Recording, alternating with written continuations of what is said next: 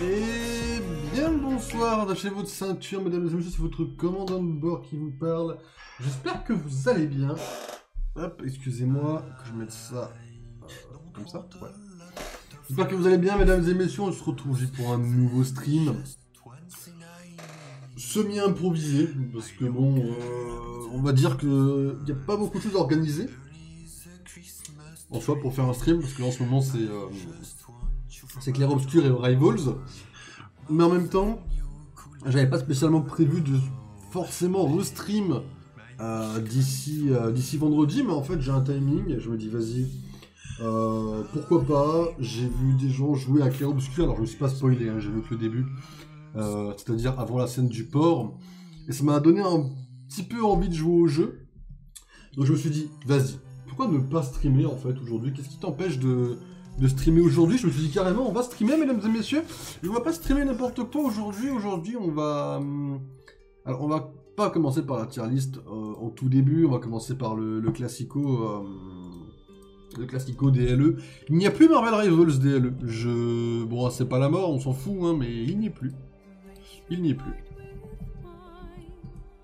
Je l'ai fait hier, j'avais envie de péter mon crâne. J'avoue, j'étais un peu en mode allez vous faire voir. Je l'avoue. Mais tout va bien. Voilà, la tier list, elle sera juste là, juste après. Ah, je vous ferai un petit rappel de ce que c'est que la tier list, bien sûr, mesdames et messieurs. Commençons tout simplement par un petit truc comme ça. Classique, vous connaissez les règles. Pas besoin de les réexpliquer.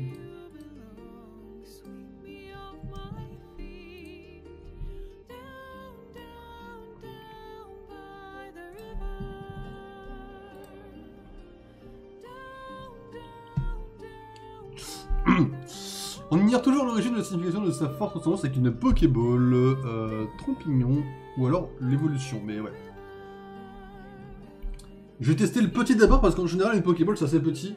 Là où j'ai que le nom anglais, Among Us, il est beaucoup plus conséquent et on voit beaucoup plus que c'est pas une Pokéball quoi. Alors Trompignon c'est vraiment une Pokéball.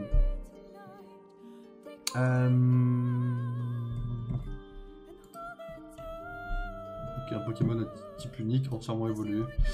Un Pokémon à type unique, entièrement évolué. Donc c'est pas un Pokémon légendaire, parce que tous les Pokémon légendaires sont quasiment de double type. Y compris Meloetta, y compris Genesect, y compris tout le légendaire.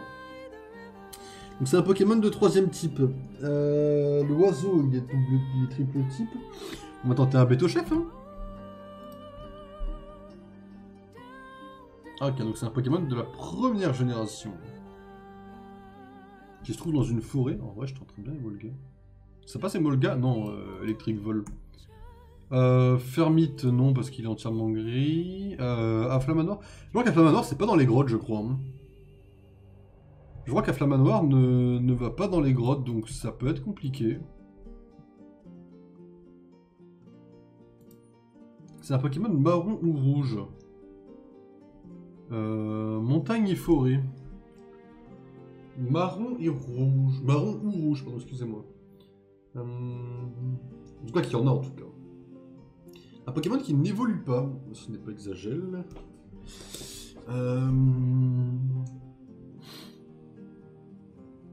Putain, les Pokémon qui n'ont pas d'évolution, je les ai beaucoup moins dans Pokémon, hein, dans la 5ème génération.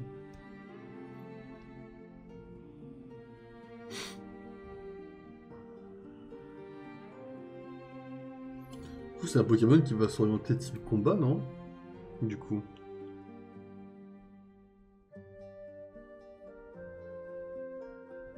Si c'est un Pokémon qui est entièrement évolué au stade 1... Ah, cette fois ils mourront pas avant avec Mamambo. Mamambo est rose. Gargantua est de type O. Ah mais c'est un Pokémon de combat, je suis con. Mais Bétochef était ok en combat. Ah, ça peut être Caraclé ou... non, bah c'est Judocrack, c'est lui qui est... Hop. C'est bon, my bad, je suis trop con.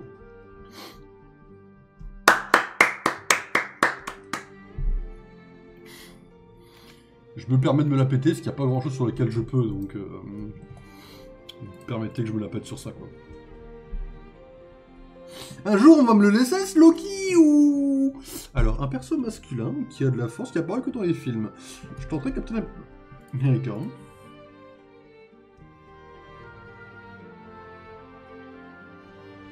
Ok.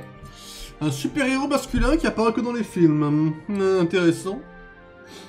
Qui ne fait pas partie des Avengers, mais du Shield. Je tenterais bien Drax. Merde. Il n'est pas membre des Gardiens. Intéressant. Je tenterais bien Gilgamesh.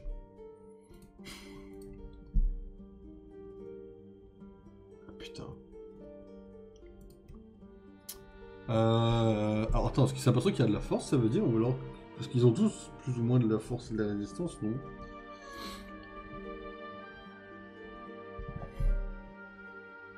Kingo, on l'a eu il y a pas longtemps, ça peut pas être lui une deuxième fois. Je pense pas que ce soit lui une seconde fois quand même. Je tenterais bien Druig, mais je crois que Druig, je sais pas s'il le compte dans résistance et régénération en fait.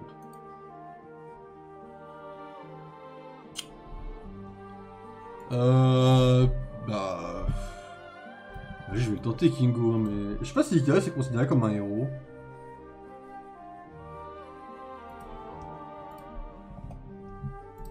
Il est compté comme un héros, Icarus, ou pas? Ouais, il est compté comme un super-héros.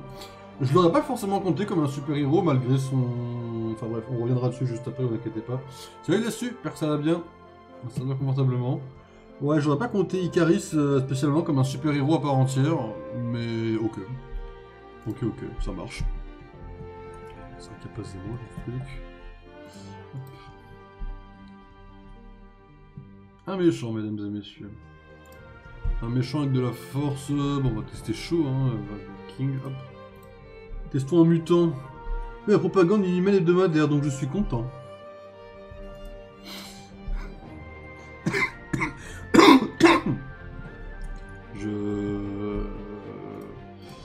Je ne sais qu'en penser. Voilà. Je ne sais qu'en penser. Après, c'est vrai, t'as fait de la propagande inhumaine, tu es content, je constate, hein, mais... Écoute, hein, on verra quand le serveur ouvrira. Hein. Ok, bon, ça c'est fait, c'est facile. Bon, alors j'avoue que là, du coup, j'ai une petite...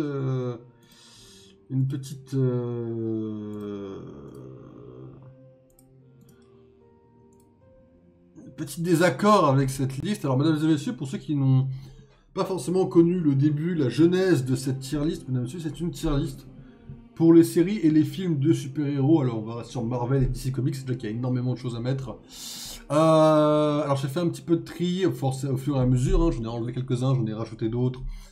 Le but va être de laisser, pas forcément les plus importants, mais de dégager, on va dire, des personnages vraiment random. Et là, je vais mettre à jour avec quelques trucs. Alors, je vais vous les présenter quand même dans l'ordre, mesdames et messieurs. On va avoir l'abomination de l'incroyable Hulk. Et on ne va pas compter She-Hulk. Pas pour l'instant. On a Alexander Pierce de Captain America 2, Harry Shem de Eternal. Et là, vous allez me prendre pour un débile, mais je ne sais déjà plus qui est celui-là. Ah oui, Black Mask. Excusez-moi. Personne ne se souvient de Black Mask, arrêtez vos conneries. Black Mask de Bird of Prey. Bullseye de la série Daredevil, mais uniquement Born Again. Le Caïd de Born Again et Hawkeye. Crâne Rouge de Captain America 1. Crossbones de Captain America 2 et 3. Le Déviant d'Eternal. Dreykov de Black Widow. Les Flag Smashers de la série Captain America. Ghost de... surtout de Ant-Man 2. Dans Thunderbolt, c'est pas trop une méchante. Icarus d'Eternal, Killgrave de Jessica Jones, leader de Captain America 4, Loki pour Avengers 1, Muse de Born Again, Red Hulk, qu'on peut compter comme méchant en tant que Ross, mais qu'on va surtout parler dans Captain America 4, le Scorpion de la série animée éclatée Disney+, Power Broker, Sonny Burch dans Ant-Man 2, Taskmaster, oui on va parler de Taskmaster, Valentina Allegra, le Void, Bucky de Captain America 2, majoritairement il est méchant que là de toute façon, le Baron Zemo, mais ça on verra à quel point on le considère comme un méchant, et Victor Zsasz de Bird of Prey, mesdames et messieurs, pas mal de méchants, on en a déjà pas mal de classés. Je rappelle que le roi, pour le moment, c'est le Lex Luthor de Michael Rosenbaum de la série Smallville, juste en dessous, très juste, mais vraiment collé juste en dessous, on a le Magneto de la série de X-Men 97, qui est juste une pure merveille à mes yeux. En tout cas, Là, on a déjà une bonne tier list, déjà bien entamée. Que je n'ai pas oublié de mettre à jour, c'est juste que j'avais pas grand chose. Là, d'un coup, je fais une grosse mise à jour, donc on a quand même quelques trucs à faire. Et on va commencer avec l'abomination, sans prendre en compte She-Hulk, même si je prenais en compte She-Hulk qui serait un peu plus haut que là où il va être. Parce que, excusez-moi, mais l'abomination, pour moi, est dans le top 3 des choses réussies de She-Hulk. Avec Daredevil et Jennifer Walters. Autant j'ai un peu de mal avec She-Hulk, autant Jennifer Walters, j'avoue que j'aime assez bien quand même dans la série. L'abomination, mesdames et messieurs, que je mettrai quand même en bon méchant. En fait, je le mettrai pas spécialement haut, parce qu'en fait, c'est juste une arme utilisée dans le film, grosso modo. Mais il est quand même vachement stylé. Vous voyez ce que je veux dire? C'est-à-dire que moi, je le mettrai ici. On va le mettre entre Slade Wilson de Smallville et le Bastion de X-Men 97. L'abomination dans Shang-Chi, c'est giga random. C'est très random. Et le fait qu'on n'ait pas revu Blonsky depuis, c'est un peu bizarre, parce que moi j'aurais aimé avoir vraiment l'explication de pourquoi Wong il s'est dit que ce serait une bonne idée. En fait, il faut vraiment un Doctor Strange 3 pour m'expliquer à quel moment il s'est dit que ça allait être une bonne idée. Parce qu'en vrai de vrai, Blonsky a eu un revirement qui est incroyable, mais le truc c'est que pourquoi en fait quoi. Ok, il a un peu oubliable, il fait son taf, mais il n'y a rien d'autre. En vrai de vrai, en termes d'écriture, je suis d'accord, tu vois. Mais le truc c'est que dans le film, Hulk, il y a la scène, je sais pas si tu t'en rappelles, ils sont dans l'espèce de parc, il est encore en forme humaine, tu vois, il est pas devenu encore l'abomination, et il a une scène en humain contre Hulk, en pur 1v1, corps à corps avec les armes, mais presque au corps à corps quand même. Et en fait, cette scène où il se bat contre lui, au corps à corps, presque en tant qu'humain, j'avoue que cette scène, je l'ai vachement kiffé. Après, je suis pas objectif, j'adore l'acteur. Mais je veux dire, la scène où il se bat au corps à corps, je suis en mode ah ouais, pardon en fait, t'affrontes le Hulk à son prime, tu l'affrontes au corps à corps, frérot. Excuse-nous quoi. Et j'avoue que j'ai un peu kiffé. J'aime bien sa descente aux enfers aussi. Ça c'est autre chose, mais ouais. Après, je comprends que tu m'attends ok, mais le truc c'est que je sais pas. En fait, je sais pas. Peut-être que j'ai She-Hulk inconsciemment et que je dois pas l'admettre. C'est dur de classer en essayant d'oublier. Après, She-Hulk, je me souviens pas assez, mais le truc c'est que dans la tier list, pour moi, il est pas du tout au niveau des autres persos. Bah après, en fait, en soi, le truc c'est que là, on a quand même des bons méchants qui font sacrément bien leur taf. Là, ok, c'est des persos. Je sais qu'ils ont existé. Je sais qu'ils ont été méchants. Mais il manque un truc. Là où l'abomination, finalement, c'est vachement bien la synthèse contre Hulk. Parce qu'en fait, il est la preuve que Hulk. Enfin, en fait, dans le film, tout le long du film, on est en mode ouais, Hulk c'est un monstre qui se contrôle pas. En fait, le fait que l'abomination existe te prouve qu'en fait, Hulk il se contrôle. Son taf est très bien fait.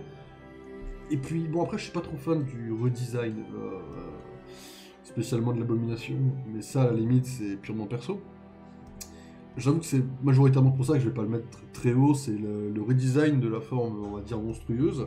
Puis le fait que, bah, au final, D'ailleurs, t'as oublié de mettre le leader. Alors, j'en ai parlé. Enfin, je l'ai pas mentionné, c'est ma faute. Mais il est dans la liste, t'inquiète pas. On va en parler du leader, t'inquiète pas. Je ne l'ai pas zappé, le leader. Non, non, non. Malheureusement. On fera avec. Mais ouais, l'abomination. Après, je comprends que ça peut au niveau des autres. Après,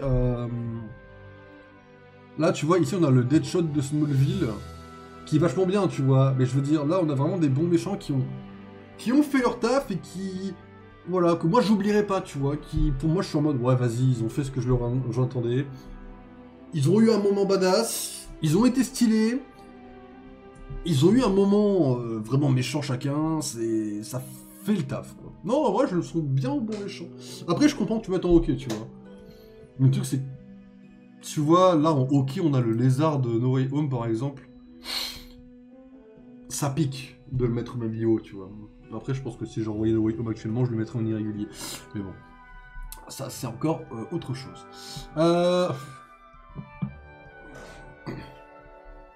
Captain America 2, mesdames et messieurs. Alexander Pierce. On peut dire que quelque part, c'est le leader du nouveau Hydra. Quelque part. En vrai, je sais pas où je vais le mettre, parce que Alexander Pierce, j'adore l'acteur. Enfin, j'adore l'acteur. Je le connais pas, je sais même plus comment il s'appelle. Je sais qu'il est connu, mais j'ai plus son nom. mais je l'adore dans ce film. C'est-à-dire qu'il dégage la vibe qu'il faut. Le truc, c'est que sa justification de pourquoi il a rejoint Hydra, bah elle est claquée au sol en fait.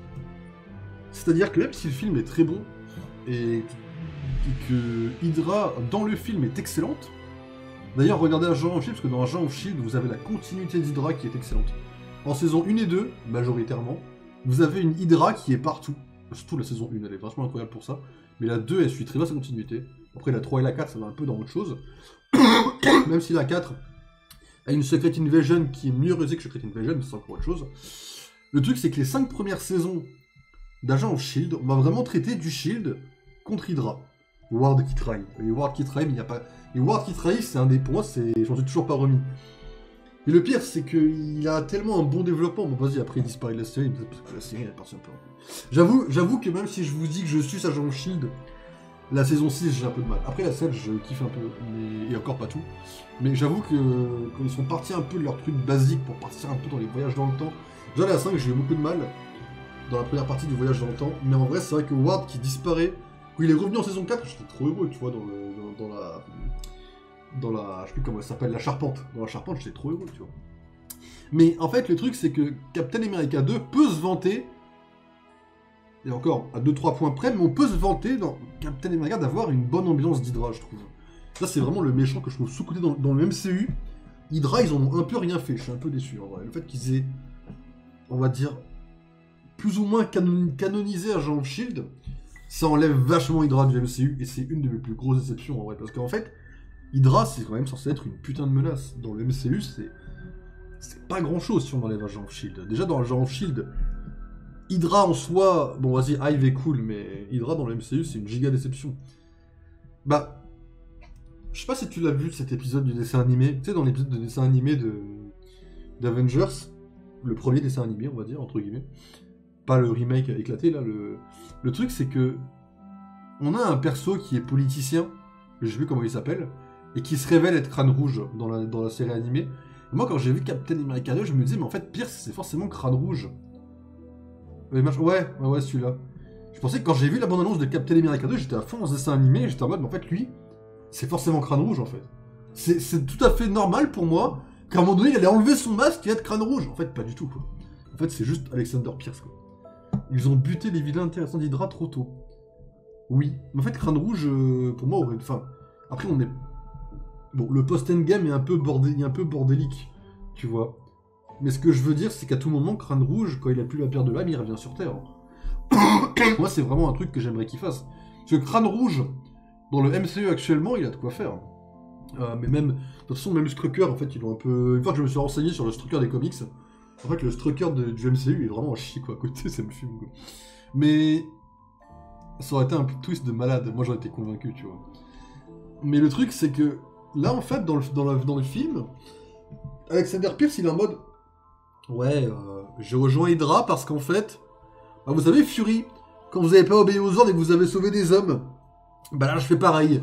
J'obéis pas aux ordres et je sauve des hommes. D'accord. Mais en fait, non. Ça ne colle... C'est même pas un méchant gris, c'est juste un débile, en fait. Et c'est très dommage. Le reveal est nul à chier, quoi. Zola est mort aussi. Zola est mort... Mais Zola a eu, on va dire, une espèce de rédemption, entre guillemets, dans What If. C'est-à-dire que What If, c'est à chier, tu vois, je trouve que c'est une série qui est horrible. Mais dans leur truc nul à chier, ils ont réussi à rendre Zola et Ultron plus intéressants. Parce que Ultron, il a son épisode de la con, mais en vrai, Zola, il a son épisode à lui aussi. Et en vrai, vas-y, le Zola de What If est beaucoup mieux que le Zola du MCU. Mais en vrai, Zola, ils ont, dans Captain America 2, je suis content, tu vois. Après, c'est con qu'il soit mort aussitôt. Surtout Zola, quoi, c'est un des plus gros connards d'Hydra. Zola peut ressusciter dès que Marvel a envie.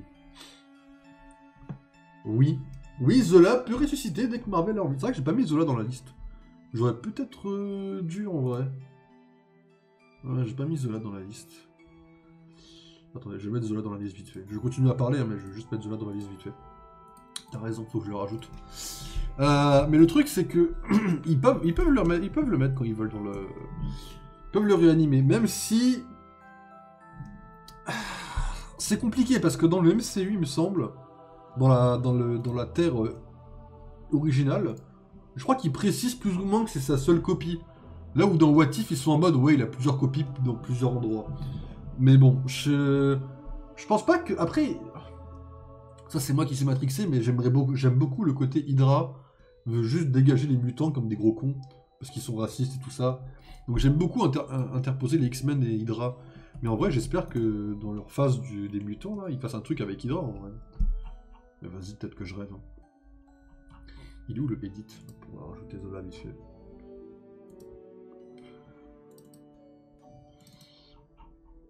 Excusez-moi, j'ai complètement oublié de le mettre.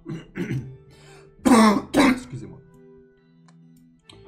Pour info, j'ai enlevé aujourd'hui, j'ai enlevé Knull de la liste parce que je me dis qu'il apparaît trop peu dans Venom pour vraiment le compter comme méchant. Et voilà. Au cas où s'il y en a qui se posent la question, j'ai juste enlevé Knull. Mais j'en ai enlevé un autre, je crois, mais je sais plus qui. Hop. Parce que là, c'est un malade, il aurait juste à avoir planqué une copie quelque part. Oui, aussi. Mais en vrai, Zola, j'aimerais le revoir. Pour le coup, j'aimerais le revoir, ouais, si je pouvais. Mais Pierce, voilà. Après, il est stylé parce qu'il a une relation avec Fury. Il est stylé parce que c'est le patron d'Hydra. Mais le truc, c'est que c'est un peu un random qui a une justification un peu à chier. Et en vrai, même s'il a la vibe, même s'il a le film qui va derrière lui, voilà, je trouve que Pierce, en vrai de vrai, j'aurais tendance à le mettre au niveau, peut-être au-dessus du Rhino, au-dessus de Pyro, au-dessus d'Electro, c'est Zola, quoi. Peut-être en dessous Nova. Nova, elle a quand même une aura qui est bien plus menaçante que lui, je trouve. C'est un bon méchant parce que le film le carry, mais je pense que tout seul, Pierce ne vaut rien. Dans un film un peu plus random, le perso ne dégage rien, quoi. Même si c'est cool de l'avoir ramené dans Endgame, parce que ça explique, ça fait le lien avec 2-3 trucs, vite fait, vas-y. Mais sinon, Enfin, en fait, le truc, c'est qu'Alexander Pierce, il aurait fallu le présenter beaucoup plus tôt. Le fait est que dans Captain America 2, on nous sort Pierce un peu de nulle part. Alors, je sais que c'est compliqué, mais le truc, c'est que si on avait eu Pierce un peu plus tôt, on aurait pu subir la trahison. Et c'est ça la force d'une série comme Agent of S.H.I.E.L.D. et d'une n'importe quelle série en soi. C'est que les personnages qui te trahissent, mais t'es lié à eux en fait, quelque part, tu les connais. C'est pour ça que la trahison d'Hydra dans le MCU, elle est iconique parce que l'ambiance est incroyable. Mais en vrai, on n'a pas suivi assez de personnages pour se dire fait chier, c'est quand même une putain de trahison quoi. La seule trahison qui fonctionne en fait, finalement, c'est dans Agent of S.H.I.E.L.D. Mais y compris pour Malik qui était dans Avengers techniquement parlant. Et qui a techniquement parlant disparu également dans le MCU sur Coupe Agent of S.H.I.E.L.D. Je veux dire, en fait, Hydra fonctionne plus dans série qu'en film, parce qu'en film, on n'a pas assez de temps pour vraiment présenter les personnages. Et du coup, Zola, avec ce qu'on vient de dire, en vrai, je vais classer maintenant ce qu'on en a parlé. Zola, en vérité, je le classe bien plus haut. Zola... Après, je suis très fan d'Hydra en tant que méchant, faut le savoir. En vrai, Zola, je le mets... Le truc, c'est que je suis en train de compter What If dans ma tête, en fait. Il faut pas que je compte What If.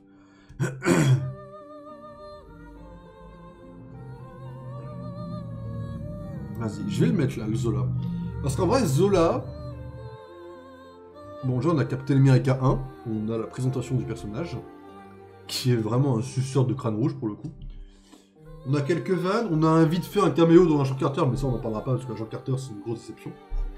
D'ailleurs, Kevin Feige, si tu passes sur le stream, n'hésite pas à relancer une saison 3 pour terminer la série. D'accord, Feige? Salut, Feige.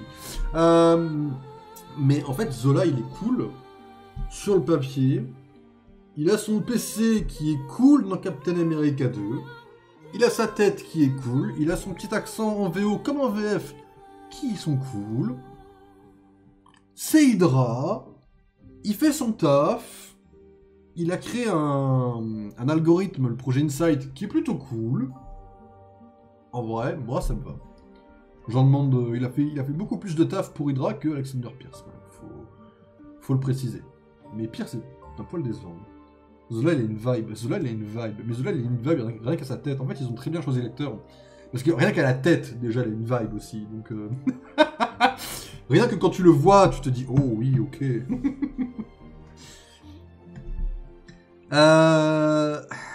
Arishem, c'est compliqué. Arishem et Icaris, ça va être compliqué. Je les ai mis comme méchants parce que techniquement, dans Eternal, c'est eux les méchants. En fait, c'est plus compliqué que ça. Arishem n'est pas foncièrement méchant. C'est juste un Céleste qui fait son putain de taf, en fait. Le truc, c'est qu'il a le rôle du méchant dans Eternal. Parce que c'est le mec qui s'en fout de la vie des terriens, etc. Il passe pour le méchant, mais c'est pas un méchant à proprement parler. Il fait bien... Et il fait bien rester d'un taré de la Seconde Guerre mondiale. Je trouve que dans le MCU, on perd un peu la vibe Seconde Guerre mondiale. Les organisations d'Hydra. Dans le MCU, mais même ça, pour le coup, même en comptant Agent of Shield, on perd le côté Seconde Guerre mondiale, parce que dans Agent of Shield, ils te sortent le côté... je sais pas si t'en souviens, d'ailleurs, des Inhumains, d'ailleurs. Où ils te disent que l'Hydra s'est fondé à cause des Inhumains, etc. Ils te font le coup de Hydra, c'est plus vieux que la Seconde Guerre mondiale. Et que Crâne Rouge a juste suivi les modèles d'anciens préceptes ou quoi. Mais c'est vrai que...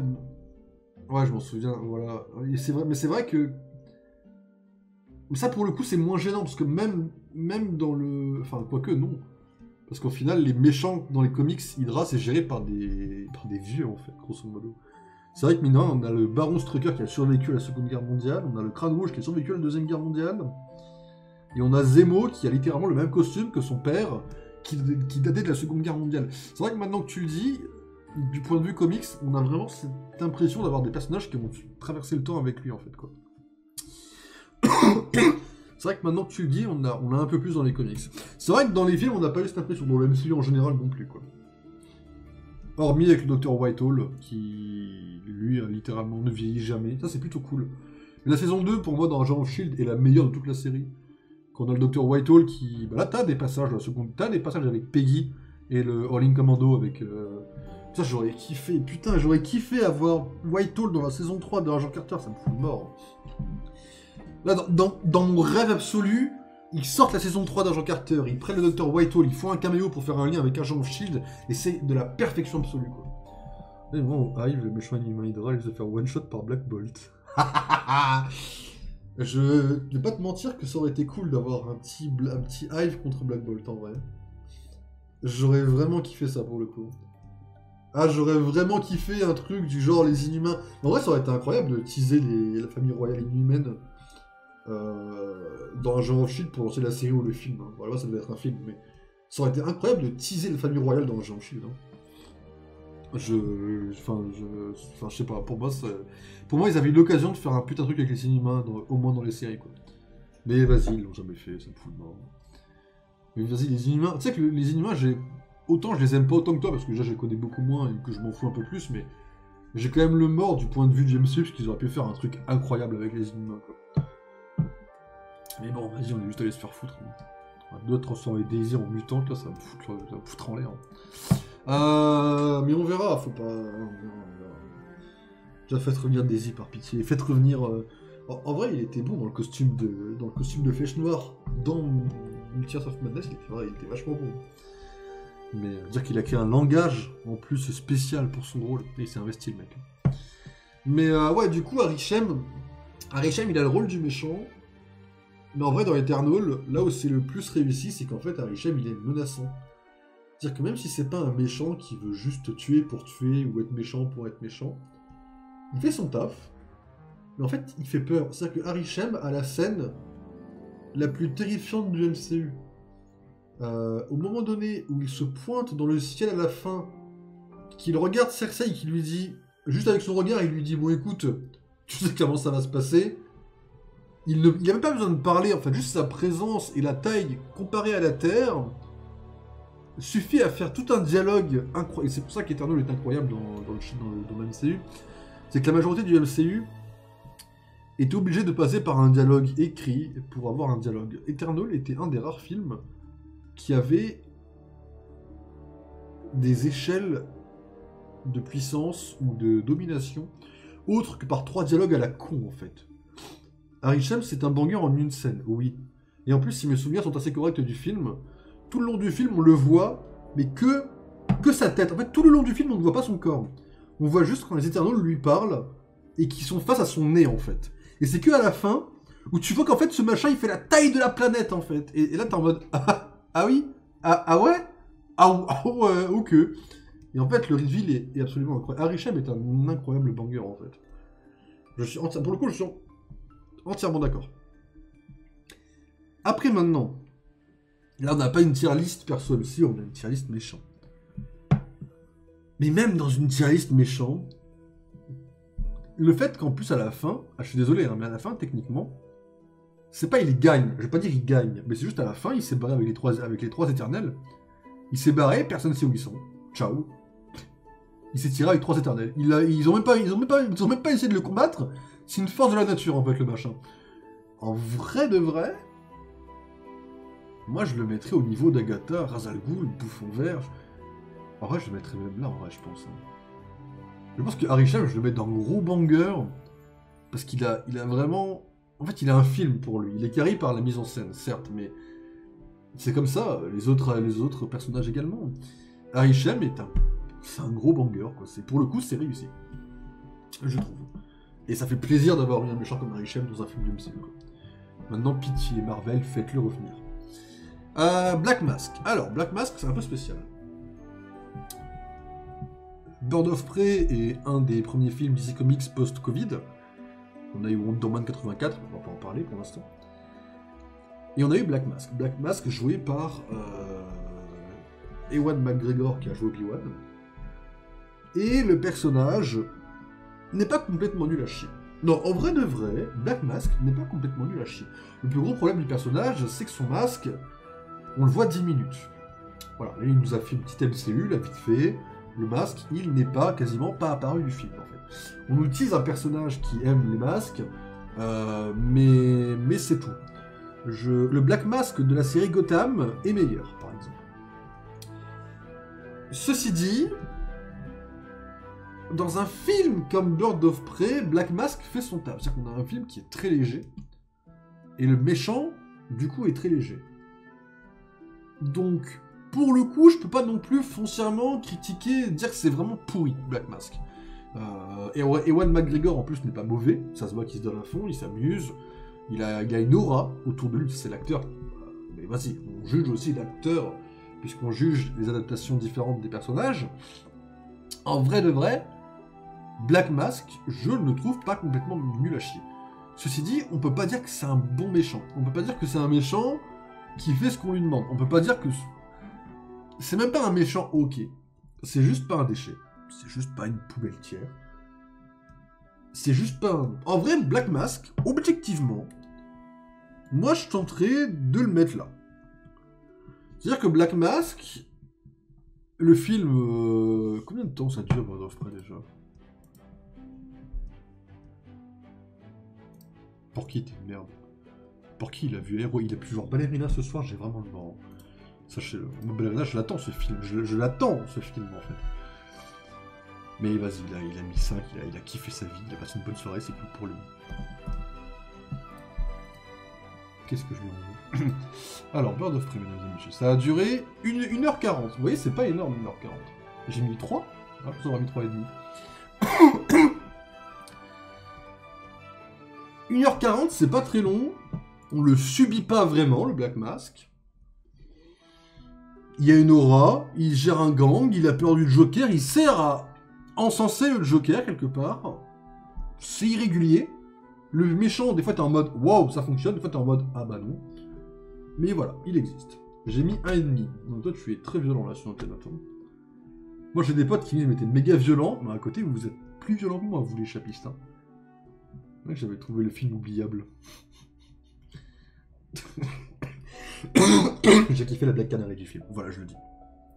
Bullseye, mesdames et messieurs, Daredevil Born Again. On va pas parler de l'autre série, parce que je l'ai pas encore revu, du coup. Ouais, j'ai vu Daredevil Born Again, parce que ça sortait et j'avais les Watchers déchus. J'ai pas eu le temps de revoir les trois autres épisodes, malheureusement. Bah alors on s'est fait avoir le bot. Bullseye dans Born Again, on le voit pas énormément. Il a 3 scènes à tout casser, mais les 3 scènes sont pas mal du tout. Attendez, 1, 2, 3. Oui, il a 3 scènes. Oui, il a littéralement 3 scènes, je crois, en plus. Il a littéralement 3 scènes. Les 3 scènes sont pas mauvaises. On a un costume. Alors, Bullseye, il a un costume dans les comics. Là, ils lui ont mis un costume qui vient de comics un peu plus récents. Faut savoir que le costume iconique de Bullseye, c'est pas que je l'aime pas. C'est juste que je suis pas oméga fan du costume un peu kitsch, en fait. Perso, je fais les Watchers déchus. J'ai toujours pas regardé, j'ai tout compris. La beauté d'être guest. Écoute, hein, je suppose, ouais.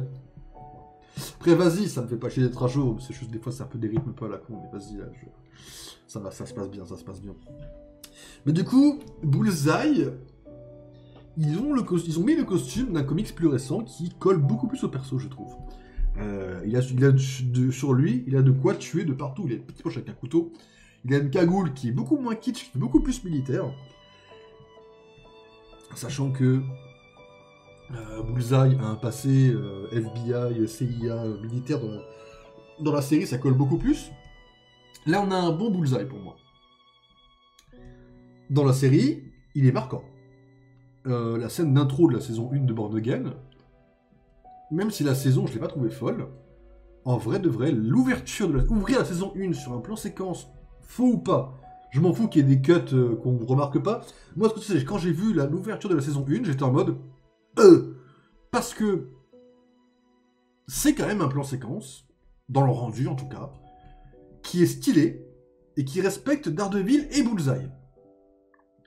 En vrai de vrai, sans prendre en compte les 3 premières saisons, moi tu me montres Born Again, Bullseye, je te le mets là.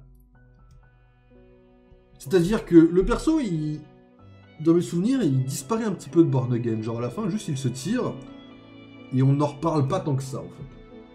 Ce qui est un peu décevant, quelque part. Genre il s'est juste échappé quoi, il s'est juste tiré. Ok.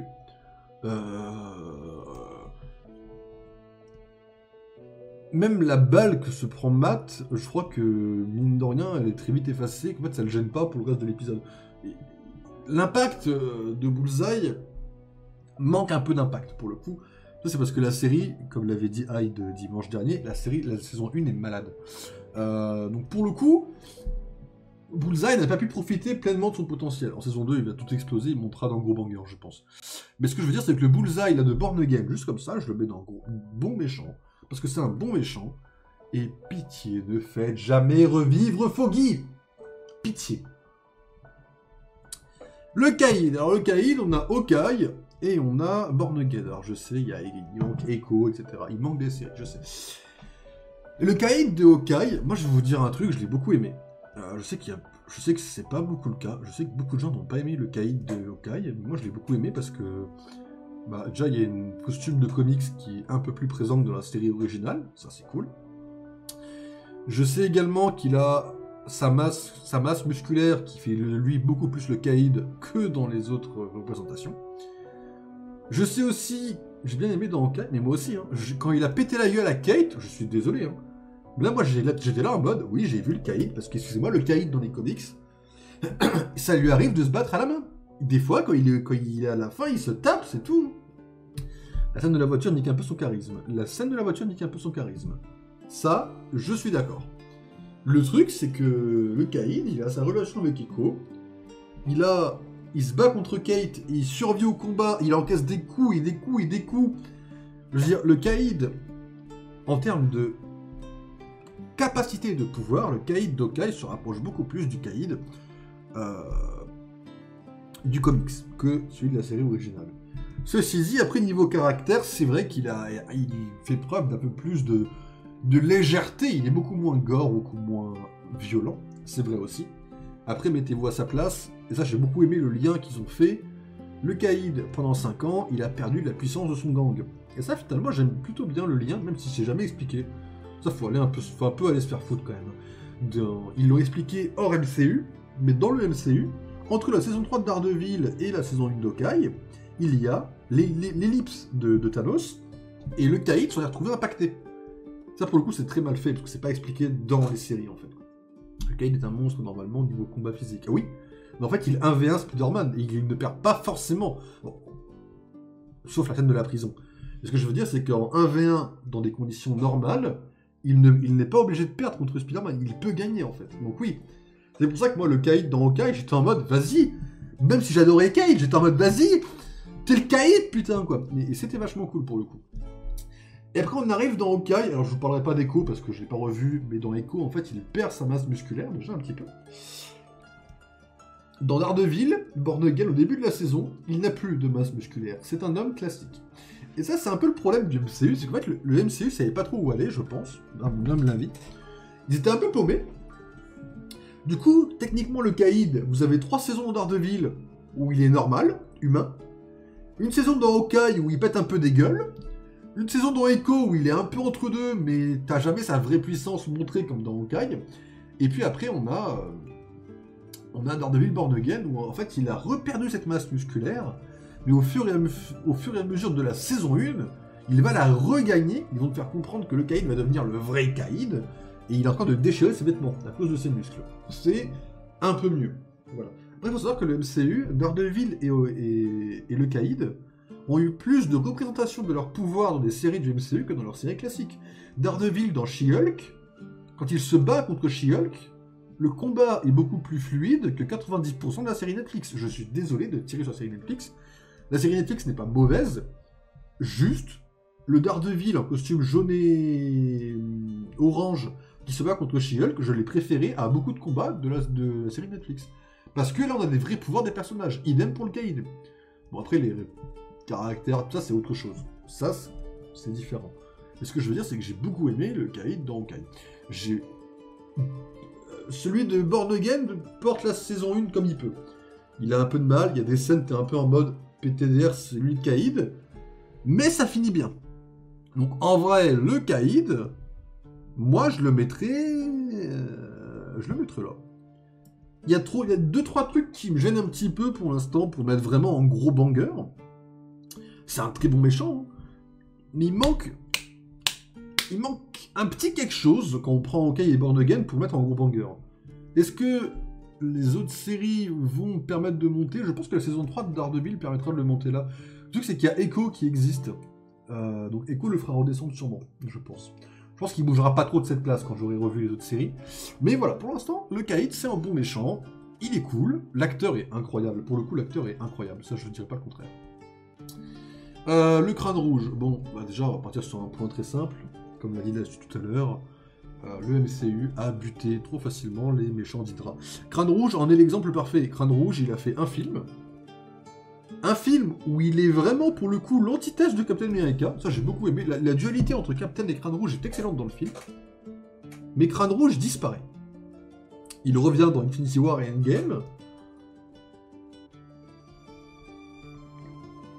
J'ai même pas compris, en fait. J'ai même pas compris par quel mécanisme il est revenu. Mais vas-y. Enfin, si, j'ai compris, mais j'ai pas compris. Enfin, bref, c'est trop bizarre. Le truc est chelou, mais bon. Et après, on sait pas ce qu'il est devenu. Il peut très bien être revenu sur Terre, ou ne jamais être revenu. Techniquement, on sait pas ce qu'il est devenu. Crâne Rouge, c'est un seul film, du coup. Crâne Rouge, c'est la classe, c'est Hydra, c'est un très bon méchant. Même si on n'a pas vraiment le côté nazi, en vrai, dans le film, ils partent pas trop sur ce côté. Disney a été un peu timide sur le caractère en lui-même, même si il y a les gestes, même s'il y a les costumes. Je crois qu'on n'a vu aucune croix dans Captain America, on n'a aucun mouvement vraiment nazi, on a juste un méchant en fait. Mais le méchant c'est Hydra. Donc ça passe quand même sur le papier. En vrai, Crâne Rouge, ça reste un bon méchant. Alors, Captain America c'est 2011, je crois. Je peux vous dire que pour 2011, la tête de Crâne Rouge, bien en rouge là, bah pour le coup, c'est plutôt crédible. En vrai, de vrai, le Crâne Rouge fonctionne. Quand il enlève son masque, pour le coup, c'est vraiment terrifiant. Moi, je pense que c'est un bon méchant. Maintenant, la question c'est où est-ce qu'on va le mettre. Et moi, je pense qu'on le met... Je pense qu'on le met là. En fait, je suis un peu déçu. En fait, le fait qu'il meure, même si je l'ai pas amputé directement dans le film Captain America dans mon ressenti, en tant que méchant, le fait qu'il disparaisse et qu'on ne parle plus trop d'Hydra, j'ai un peu le mort quand même. Je pense que je le mets là. Bon, peut-être là. Quand j'y pense, Double Face, peut-être une préférence pour Double Face en tant que méchant et pour Crâne Rouge. Crâne Rouge, c'est un bon, mais... c'est un bon méchant. Je le laisserai là pour l'instant, je pense. Ouais, non, on va laisser. C'est Crâne Rouge, quoi. Crossbones. Alors Crossbones, j'ai mis beaucoup de temps à comprendre que c'était le mec de Captain America 2, qui s'était joué par Frank Grillo.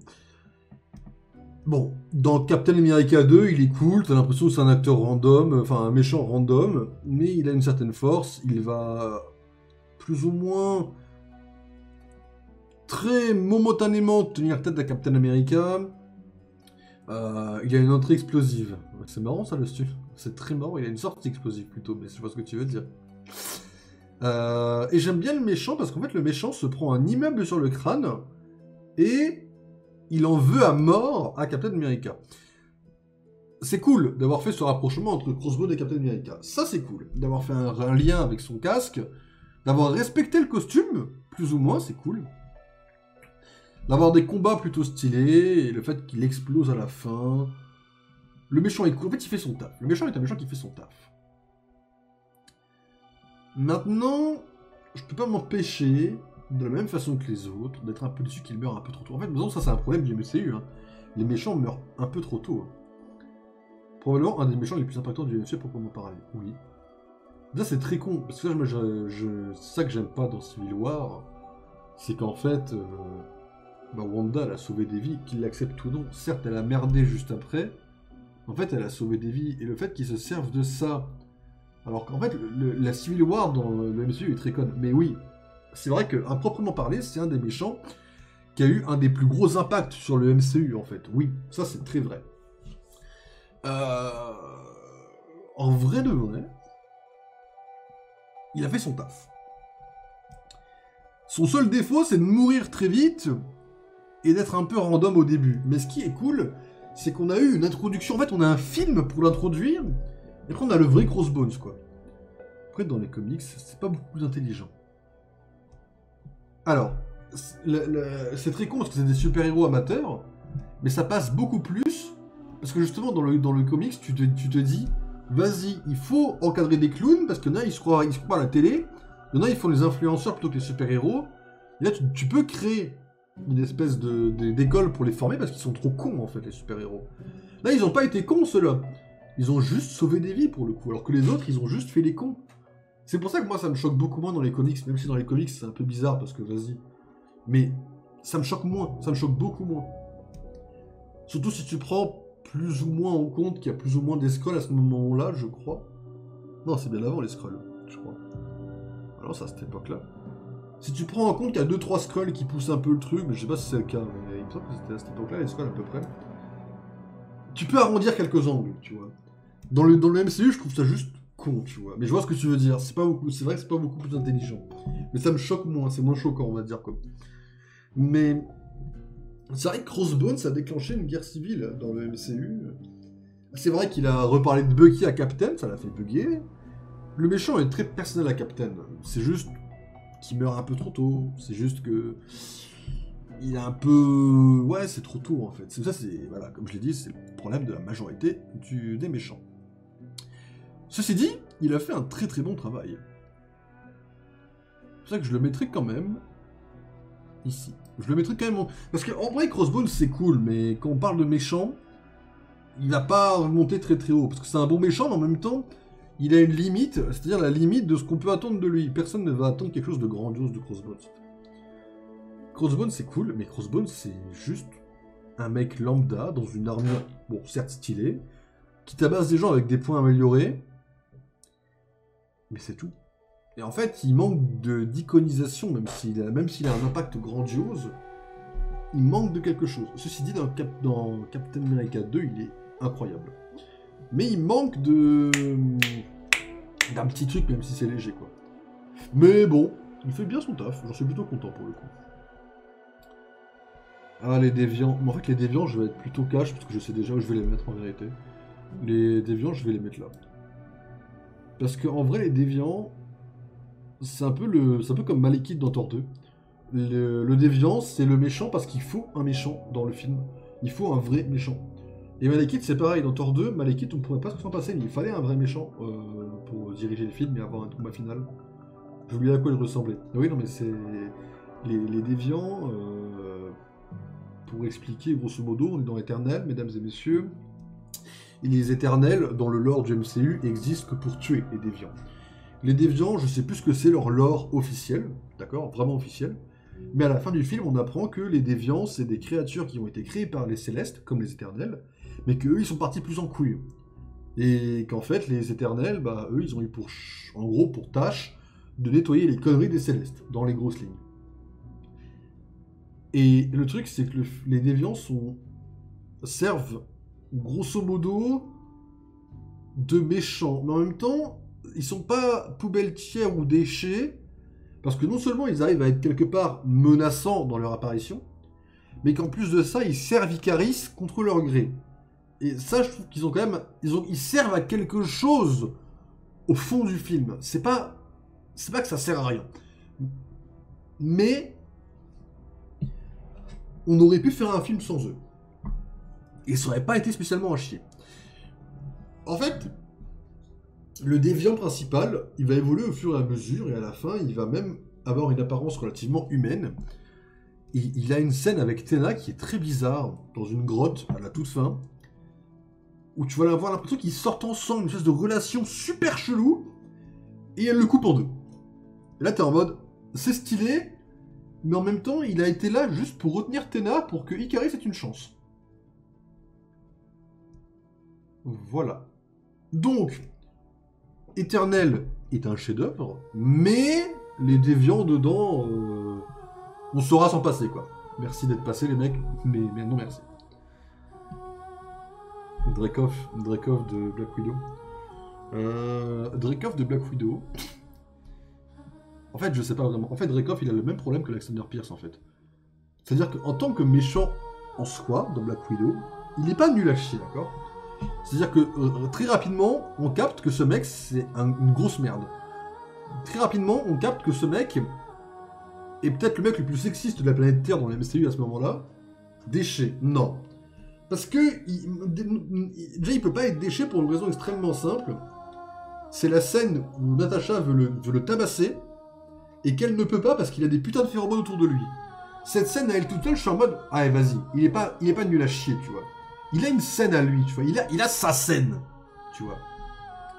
Le truc, c'est que Black Widow, ils ont voulu donner un background à la Chambre Rouge, en mode, il contrôle toute la Terre, en mode, il contrôle tous les événements, alors qu'on n'a jamais eu la moindre impression. En fait, ça aurait été incroyable. Dreykov aurait été haut. Le mec c'est supposé être le leader d'une organisation d'espionnage internationale, c'est un abruti fini. Oui, non, c'est pas si... Ouais.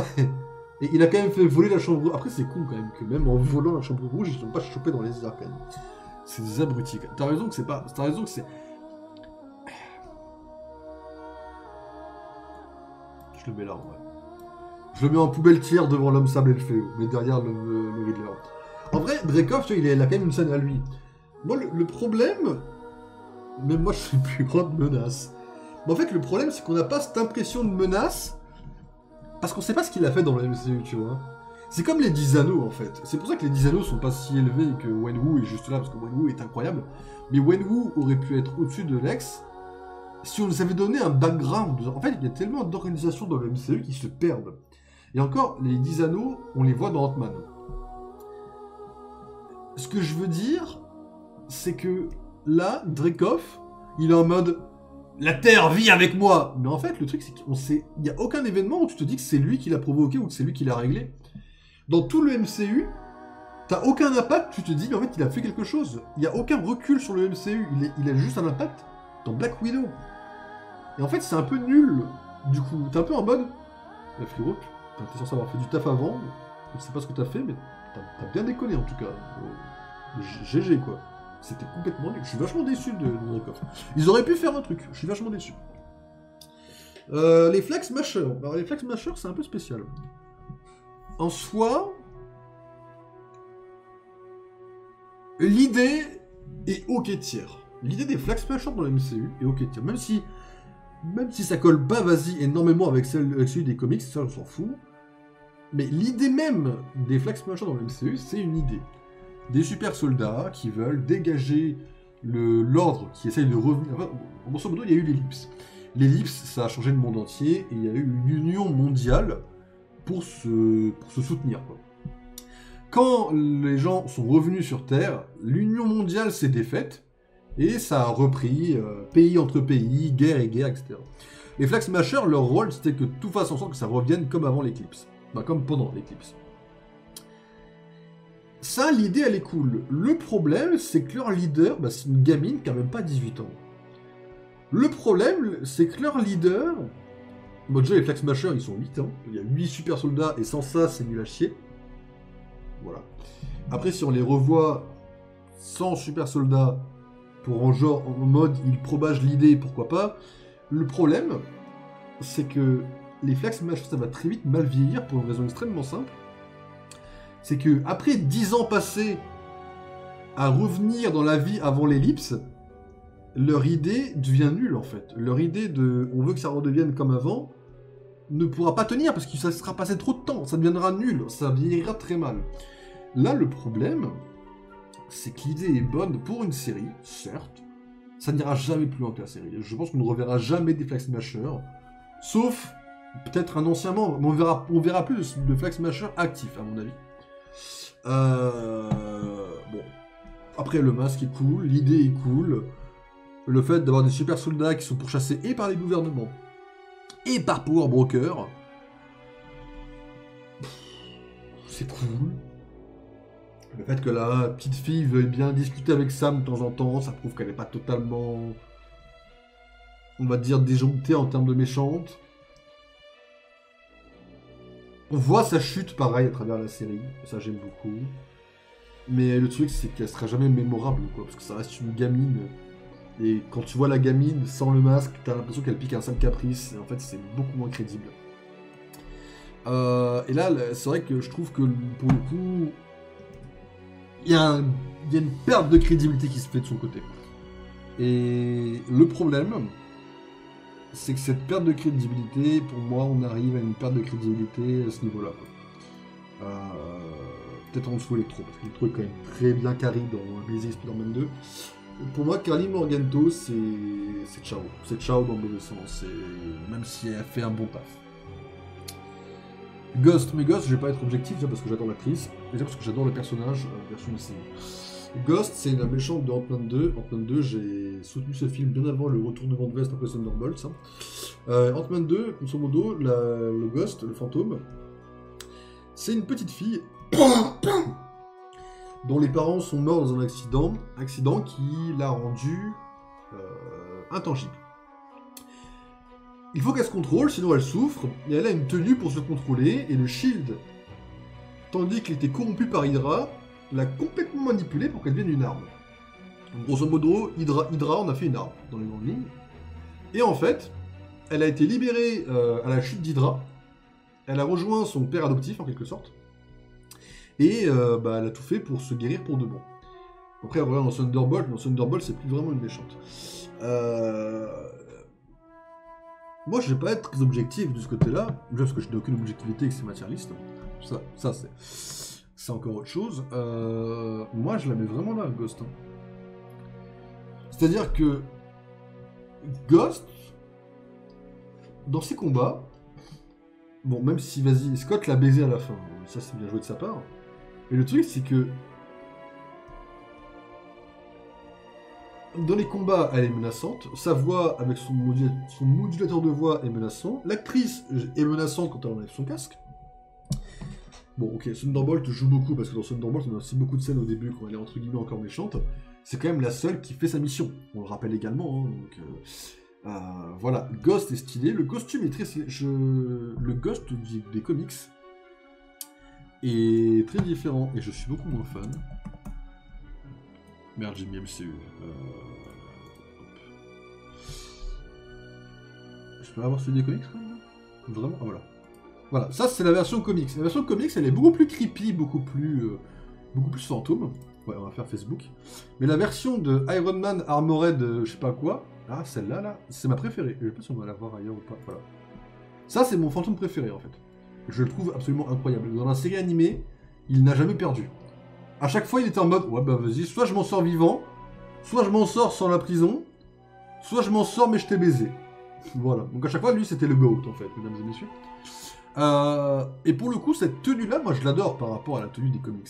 Et quand ils ont fait Ant-Man 2, la tenue était très ressemblante. En plus d'avoir des lunettes d'espion, que j'aime encore plus pour le coup. Les lunettes comme ça, c'est des lunettes que j'adore. Donc en fait, déjà, de base, le costume, je suis très fan. Bon, est arrivé Thunderbolt et le costume, j'étais encore plus fan. C'est encore autre chose. Le personnage a un background impactant. Le personnage arrive dans un film léger à être une menace.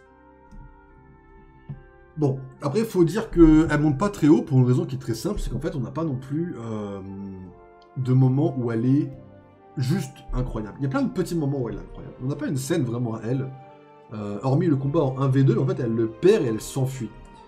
Après, on peut prendre en compte que c'est une gamine qui affronte un Avengers et une femme très entraînée. Mais ce que je veux dire, c'est que on n'a pas de scène vraiment juste à elle, où juste elle déchire tout. Et encore une fois, je ne prends pas en compte Thunderbolt, parce que Thunderbolt, on n'est pas vraiment sur une méchante, à proprement pareil. Marc, si je dis ça, ça compterait pour Agatha. Mais, parce qu'elle devient un Avengers, mesdames et messieurs, et en soi... compliqué de mettre une Avengers dans le gros banger de méchant, quand même, quoi. Et la sorcière rouge, mais bon. Ah, c'est vrai que la sorcière rouge, quand j'y pense, j'ai quand même un gros banger, en vrai.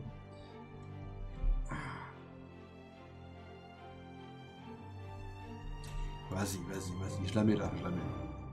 C'est dur à classer quand même, au bout d'un moment, c'est dur à classer. Ça joue à pas grand chose quoi. Mais j'adore Ghost. Icaris, alors Icaris c'est comme Arishem, on a le même problème.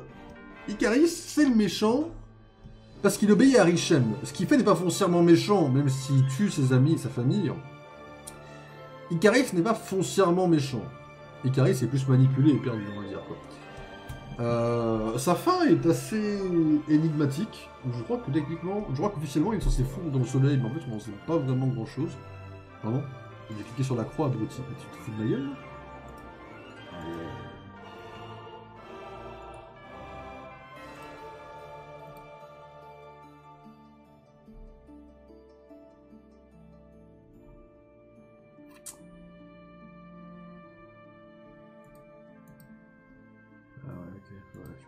Je peux plus le bloquer. Sauf si je pouvais pas, je peux. Ok. Ouais, donc Icaris. Je l'aime bien, Icaris. J'aime bien le charisme. J'aime bien la froideur avec laquelle c'est un méchant. J'aime bien quand il doute. J'aime bien quand il trahit. Icaris, je l'apprécie assez bien. Le truc, c'est que... l'écriture est... pas... Pour moi, Arishem est beaucoup plus menaçant dans sa mise en scène et dans son écriture. Icaris, ça reste l'éternel, c'est presque... Enfin, j'ai hésité à le mettre dans cette liste, il y a un monde où il sautera à la prochaine fournée, parce qu'en fait, c'est pas vraiment foncièrement le méchant, c'est juste un mec qui est manipulé. C'est très dur de le mettre vraiment comme méchant. Mais si je devais vraiment le classer, il a quand même tué un éternel. Un seul, hein, je crois. Hein. Ouais, je crois qu'il a tué un seul éternel. Il a quand même tué Ajak, qui est quand même leur chef d'équipe. C'est pas n'importe qui, Icaris. Donc en vrai de vrai, je le mettrais quand même d'un bon méchant. Parce qu'il fait quand même ce qu'on lui demande. Et je le mettrais là, tiens, au-dessus de Alexander Pierce. Même si en dessous... Cassandra en fait a fait un très bon taf, même si la fin elle pue la merde, elle a fait un bon taf. Icaris c'est un peu pareil, on a un perso qui a des vibes où il est vachement bon, et puis il y a des vibes où t'as cette impression que c'est juste un mec manipulé en fait, quoi. Ça varie entre deux, quoi. Killgrave, mais Killgrave, je vais vous dire un truc extrêmement clair. Killgrave, en fait, dans mon livre, il va ici. D'accord? Killgrave, mesdames et messieurs, ou c'est un gros banger, mais Killgrave, c'est un Dreykov réussi. Dreykov, dans le film, on essaye plus ou moins dans Black Widow de nous faire comprendre que Dreykov, c'est un mec qui manipule les femmes pour son armée. Killgrave, il a le même fond. C'est-à-dire qu'en fait, on a un mec qui manipule les femmes pour son plaisir. Pas pour son armée, mais pour son plaisir. Et non seulement c'est un psychopathe, mais c'est un violeur. C'est un mec qui torture des gens. C'est un malade mental. Il représente toute une facette de danger qui peut techniquement être dans le mouvement Always... Je sais plus si c'est Allman. Si, c'est Allman. Allman. Et en fait, il le fait assez bien dans la série Jessica Jones.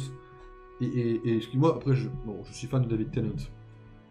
Faut le dire. Mais en fait, non seulement l'acteur est incroyable, non seulement le méchant est très bien écrit, non seulement sa mort... Bon, sa mort est son seul point négatif, parce que c'est un peu con sa façon dont il meurt, mais bon, admettons. Mais il a un costume violet, parce que l'homme pourpre, mesdames et messieurs.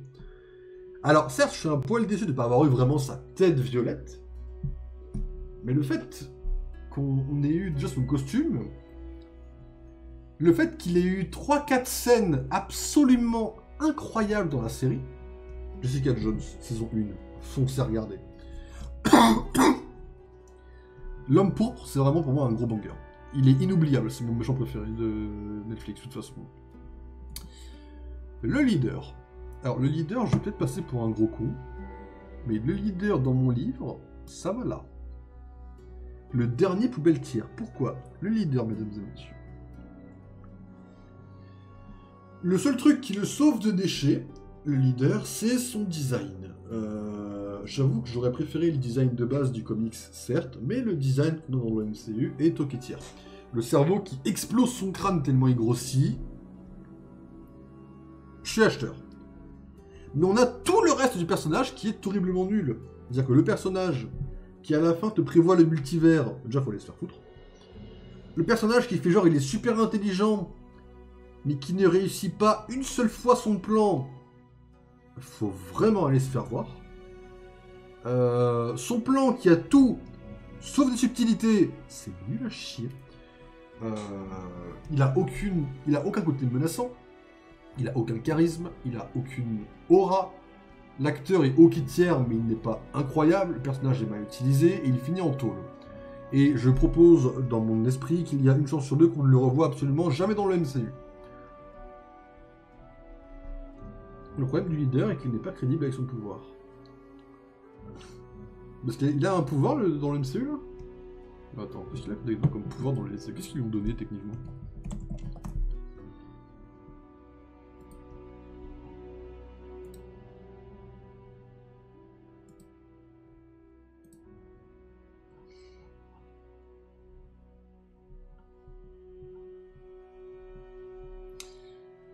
Manipulation mentale.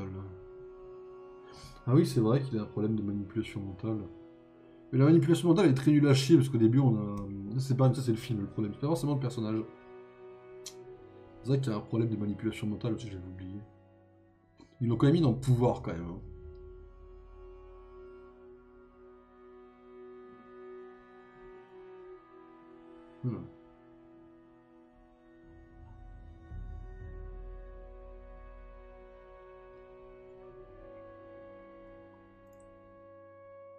Ok. Ok, non, vraiment, moi je le vois pas. Je sais pas, c'est très bizarre. En plus de ça, le leader n'a aucun lien avec Hulk, même si son lien avec le Red Hulk est pas mal. Le lien avec Hulk est totalement disparu. Et puis le leader, c'est quand même censé être un sociopathe. Là, on a juste un mec qui veut se venger. Il reste très... Il reste très raisonné dans sa façon de faire, on va dire. Donc forcément, je suis un peu déçu de ce qu'on nous propose en tant que leader.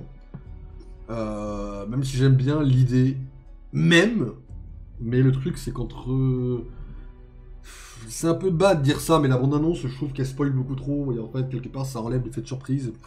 L'effet de surprise enlève un peu de charisme, et le charisme retombe sur le leader, en fait. Et le problème, c'est que le leader, du coup, se trouve avec un méchant qui vaut de la plus belle tiers, malheureusement. Et ça fait chier à admettre, mais... C'est le cas. Loki. Alors Loki, pareil, moi je suis juste sur Avengers, mesdames et messieurs. Et je vais dire un truc qui va vraiment me faire très très mal au cœur. Mais le Loki uniquement de Avengers, bah il va là quoi. Le Loki uniquement d'Avengers, faut être objectif, bah ouais c'est juste un bon méchant.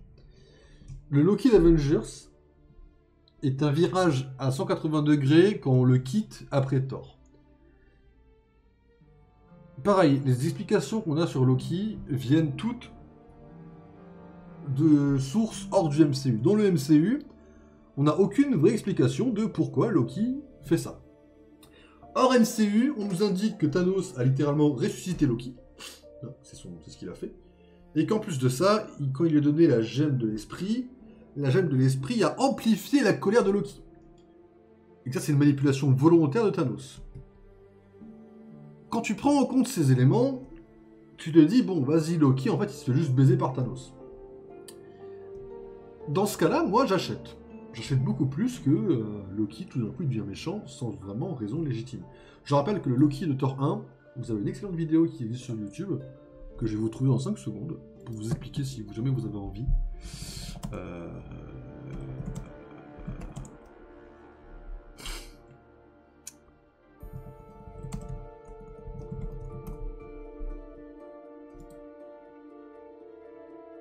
Est-ce que je vais la retrouver en fait?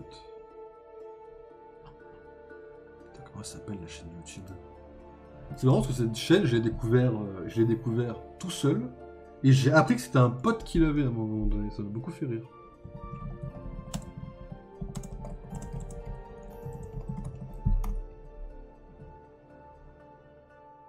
Voilà. Ah bah il a changé son nom de sa chaîne. Cette vidéo là, mesdames et messieurs. Ex Materiare. Voilà, Loki n'est pas un méchant, vous en avez pour 9 minutes. Bon, on date d'il y a 7 ans, mais la vidéo est incroyable. Et ça, pour le coup, moi, c'est ce qui m'a vraiment fait kiffer de A à Z, la Loki dans le MCU. Bon, même lui, il dit qu'un peu dans Avengers, c'est un peu différent. Là, il a une petite critique sur Ragnarok, après avoir vu le film. Loki, techniquement, n'est pas vraiment un méchant. Son revirement dans Avengers est dû à Thanos. Mais dans Avengers, il est stylé. Il y a la scène d'accueil, quand il arrive et qu'il roule sur la nageur du Shield. Il y a la scène où il manipule tout le monde. Il y a la scène où il vole dans les airs. Et puis c'est quasiment tout. En fait, Loki, dans Avengers, est rabaissé pour permettre à Thanos d'être un vrai méchant. Puisqu'à chaque fois, il se fait rabaisser par l'autre. Littéralement, c'est le nom. Enfin, le chef des Chitauri s'appelle l'autre. C'est The Other. C'est littéralement le nom de l'alien. Il se fait rabaisser par l'autre en permanence, par Thanos. En fait, Loki, dans Avengers, il a une aura de méchant, mais le truc, c'est qu'il se fait dénigrer par son boss en boucle. C'est le même problème que Steppenwolf. Steppenwolf est un bon méchant sur le papier, mais le fait qu'il se fasse chier dessus par Darkseid en boucle, certes, ça met en valeur Darkseid, certes, ça met en valeur Thanos, mais le méchant même du premier film, bah, il se fait un peu rouler dessus. Loki a le même problème, et malgré un acting absolument incroyable, mesdames et messieurs, de Tom Hiddleston, qui arrive dans Life of Chuck, qui sort ce mois-ci au cinéma, bah on manque de quelques trucs. On manque de quelques trucs. Et la scène de l'interrogatoire, même si elle met en avant Black Widow, de façon très stylée d'ailleurs, Loki se fait avoir comme un bleu. Alors que c'est le putain de dieu de la malice. Vous voyez là où je veux en venir? Loki dans Avengers, c'est pas un gros respect du personnage. Il est classe, il est menaçant, mais il n'est pas à son plein potentiel, il n'utilise jamais sa magie. Bon, après, en soi, quand t'as une pierre de l'infini, tu ne te reposes pas sur ta magie. Mais je me fais comprendre. Loki, il manque vraiment d'un gros truc pour le monter. Il est carré par la mise en scène, par l'acteur, et par quelques scènes très stylées. Mais Loki version MCU Avengers, en tant que méchant pur, ça fait mal de l'admettre, mais c'est un bon méchant, sans être gros banger. Voilà. Oh, ça m'a fait mal de dire ça. Muse. Bah, Muse, en fait, il a littéralement une catégorie qui existe pour lui. Elle s'appelle irrégulier. Et c'est irrégulier ici. Oh, peut-être même un peu ici en vrai. Muse est littéralement un méchant irrégulier. Encore une fois, je vais reprendre les mots de Hyde, la saison 1 de Daredevil est malade. On va développer ça. Muse est un méchant qui apparaît dans Born Again, qui est un peintre qui peint avec du sang de ses victimes et qui peint des œuvres d'art dans New York. Dans la série, on te le vend comme un méchant qui se cache, que personne ne trouve trop. Daredevil le cherche, il le trouve en une nuit. Il se bat, il y gagne, mais il doit sauver une gamine, donc il le laisse partir. Après, il y a un deuxième fight, et Muse perd contre Daredevil, il se prend 3 balles dans le buffet, il meurt. Muse a 2 épisodes d'apparition, Peut-être 3 si on compte ses apparitions d'avant, mais j'en suis même pas sûr. Ses vraies apparitions, je crois qu'il y en a que 2. Je crois. Son costume est stylé, le personnage est très glauque. L'aura, encore une fois, qu'il a autour de lui, l'aura du meurtre. Là, on a vraiment un tueur de sang-froid, un tueur en série. C'est vraiment... Ça fonctionne. C'est pas un tueur d'aliens, c'est pas un mec qui va éradiquer le monde, c'est un tueur en série. Ça fonctionne. C'est glauque, c'est humain, c'est street level, ça fonctionne. Le problème, c'est que le personnage est écrit avec le cul. Je vais le dire très honnêtement, un personnage écrit avec le cul. C'est un personnage où on le voit, je crois, assez vite, en première apparition, sans le masque, dans le premier ou deuxième épisode. Et puis tu le revois plus. Il prend des rendez-vous avec la psy, mais en fait, on ne voit aucun de ces rendez-vous. On voit juste le dernier. Et en fait, le truc, c'est que ça sert à rien de donner une indication comme quoi il va prendre des rendez-vous, si à la fin, tu n'en montres absolument aucun, sauf le dernier où ça part en couille. Ça ne sert absolument à rien si tu emploies un tueur en série et que tu le justifies en une seule séance de psy, au lieu de passer plusieurs petits épisodes à essayer de déterminer s'il ment pas, qui il est. Je crois même que, techniquement, dès sa première apparition, tu te doutes que c'est lui, en fait. Et même si j'adore le costume, même si j'adore l'aura, même si j'adore le combat qu'il a dans le premier combat, pas le deuxième, bah, le truc, c'est qu'il est vraiment irrégulier. Muse, c'est la définition de être un méchant irrégulier à mes yeux. Tout comme ceux qui sont dans la liste, techniquement parlant, quand on y pense. La catégorie irrégulier n'a jamais aussi bien porté son nom, je trouve. Hein. C'est une dinguerie, ça. Ah, le Hulk rouge, vas-y, je vais me faire détester le Hulk rouge. Et pour moi, le Hulk rouge, c'est non. C'est non, c'est mieux que Mystique. Parce que Mystique, vas-y. Mystique, c'est non, mais le Hulk rouge, c'est un peu mieux. Parce que le Hulk rouge, c'est un nom, mais la scène où il devient Hulk rouge, c'est un peu cool quand même. Le truc, c'est que Ross en humain, il est un peu cool quand même. Ross en humain, tout le long du MCU, il fait chier les gens en fait. Quoi. Et ça fonctionne. Le truc, c'est que arrive Captain America 4, et non seulement la bande-annonce te spoil, déjà, la bande-annonce spoil les 20 dernières minutes du film, et ça faut aller se faire foutre, mais en plus de ça, il y a un recast. Malheureusement, William Hurt, le premier interprète de Ross, meurt. C'est triste. Je crois que c'était un cancer, si mes souvenirs sont bons. C'est très triste. Et le MCU le recast. Le MCU recast Harrison Ford, qui n'est pas un mauvais acteur, mais qui n'a pas du tout la vibe de William Hurt. Il n'y a aucune vibe, ils n'ont aucun monde en commun. Pour moi, c'est deux personnages très, très différents. Déjà, le fait qu'il n'ait pas la barbe, la moustache, je suis désolé, vous allez me dire, oui, t'es maîtrisé par les moustaches, etc. Mais le fait qu'il n'ait pas la moustache, pour moi, c'est un gros point négatif. Ross, le personnage de Ross, est connu pour la moustache. Littéralement, c'est un des points cruciaux du personnage. Tu enlèves la moustache, tu enlèves... Allez, je vais pas exagérer, 30% du personnage. Ensuite, il passe un film à essayer de te dire qu'il essaie de rester calme. Et le fait qu'il essaie de rester calme pendant un film, déjà ça ne correspond pas trop à Ross. Mais en plus de ça, avec l'autre vibe d'Harrison Ford, j'ai du mal. Et ensuite, il y a l'écriture du personnage. Il n'a absolument aucune dualité avec Sam Wilson. Alors certes, il y a un désaccord politique qu'ont les deux hommes, mais ça s'arrête là. Ross n'a aucune raison de vouloir buter Sam. Le seul fait qu'il soit ennemi, c'est juste que le Hulk rouge pète un câble, et du coup il énerve tout le monde. Enfin, techniquement, il a tué personne en plus, mes souvenirs sont corrects, mais bon. Anyway, il a juste pété un câble à la Maison Blanche, il s'est enfui, Sam l'a suivi, et c'est parce qu'il s'est mis sur son chemin uniquement parce que c'est un héros et qu'il doit faire les choses bien, qu'ils sont affrontés. Ensuite, le Hulk rouge, qui est quand même... Excusez-moi, Sam Wilson, je le rappelle, c'est un humain. Pas de sérum, d'accord. Le Hulk rouge n'a pas battu Sam en 3 coups. Il l'a même pas battu techniquement parlant, il l'a juste retardé un petit peu. Bon, je veux bien admettre qu'il y avait un peu de vibranium en jeu. Mais de toute façon, le vibranium ne devrait même pas exister sur le navire de Sam. Ça, c'est encore autre chose. Et le truc, c'est que Hulk rouge, il a littéralement eu une fin en mode... Non, Ross, souvenez-vous, regardez, il y a des cerisiers, comme votre fille. Et il est redevenu Ross. C'est littéralement la fin de Captain America 4. C'est vraiment de la merde. Bon, après, il a fini en prison. Et il est un peu en phase de rétention avec sa fille, etc. Cette fille qui est venue prendre le chèque. Hein, j'aurais fait pareil à sa place, bien sûr. Petit caméo à la fin de Captain America 4. C'était sympa, basta. Ce que je veux dire, c'est que le Hulk rouge, sur le papier... Ce jeu d'acteur, je vois Harrison Ford.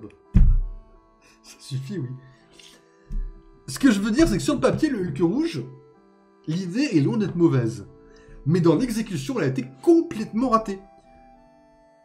Et c'est décevant. Donc du coup, je le mets en non. Parce qu'en fait, le Hulk rouge, dans 6 mois, tout le monde l'aura oublié. Sauf si vous le faites revenir dans le MCU. En Thunderbolt, par exemple. Par exemple. Il y a sa place. Hein. Le Scorpion. Alors, mesdames et messieurs, en début d'année, il y a eu une série animée Spider-Man que j'ai regardée. Alors, faut savoir une chose, j'essaye de remettre à jour plus ou moins sur le truc de super-héros. Parce que déjà, c'est mon domaine, c'est le seul domaine où je suis bon, c'est les super-héros. Et encore, je suis loin d'être le meilleur. Donc, j'essaye de rester relativement à jour. Donc, j'ai regardé Spider-Man en début d'année, mesdames et messieurs. Et je vais vous dire, honnêtement, ça a pué la merde. La série était nulle à chier, d'accord?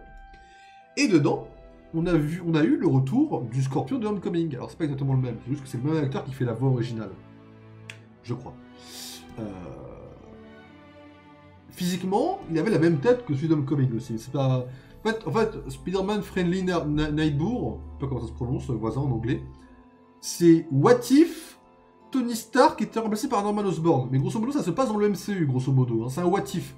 Prenez cette série comme un gros What If, en fait. Hein. C'est pour ça que ça pue la merde, notamment. Et en fait, le Scorpion, c'est un perso là-dedans qui est un chef de gang et qui veut buter d'autres gens, d'autres gangs, et qui prend une armure faite par Octopus. Et avec, il devient le Scorpion. Et il ouvre Spider-Man en deux, une première fois. Et après, il se battre. Mais quand il ouvre Spider-Man, c'est assez épique, je dois reconnaître. Bon, déjà, on va remettre juste une seule pendule à l'heure, s'il vous plaît. Est-ce qu'on peut rappeler que le Scorpion a une des meilleures origin story dans les comics, qui a totalement été zappée dans l'adaptation globale de la tête des gens.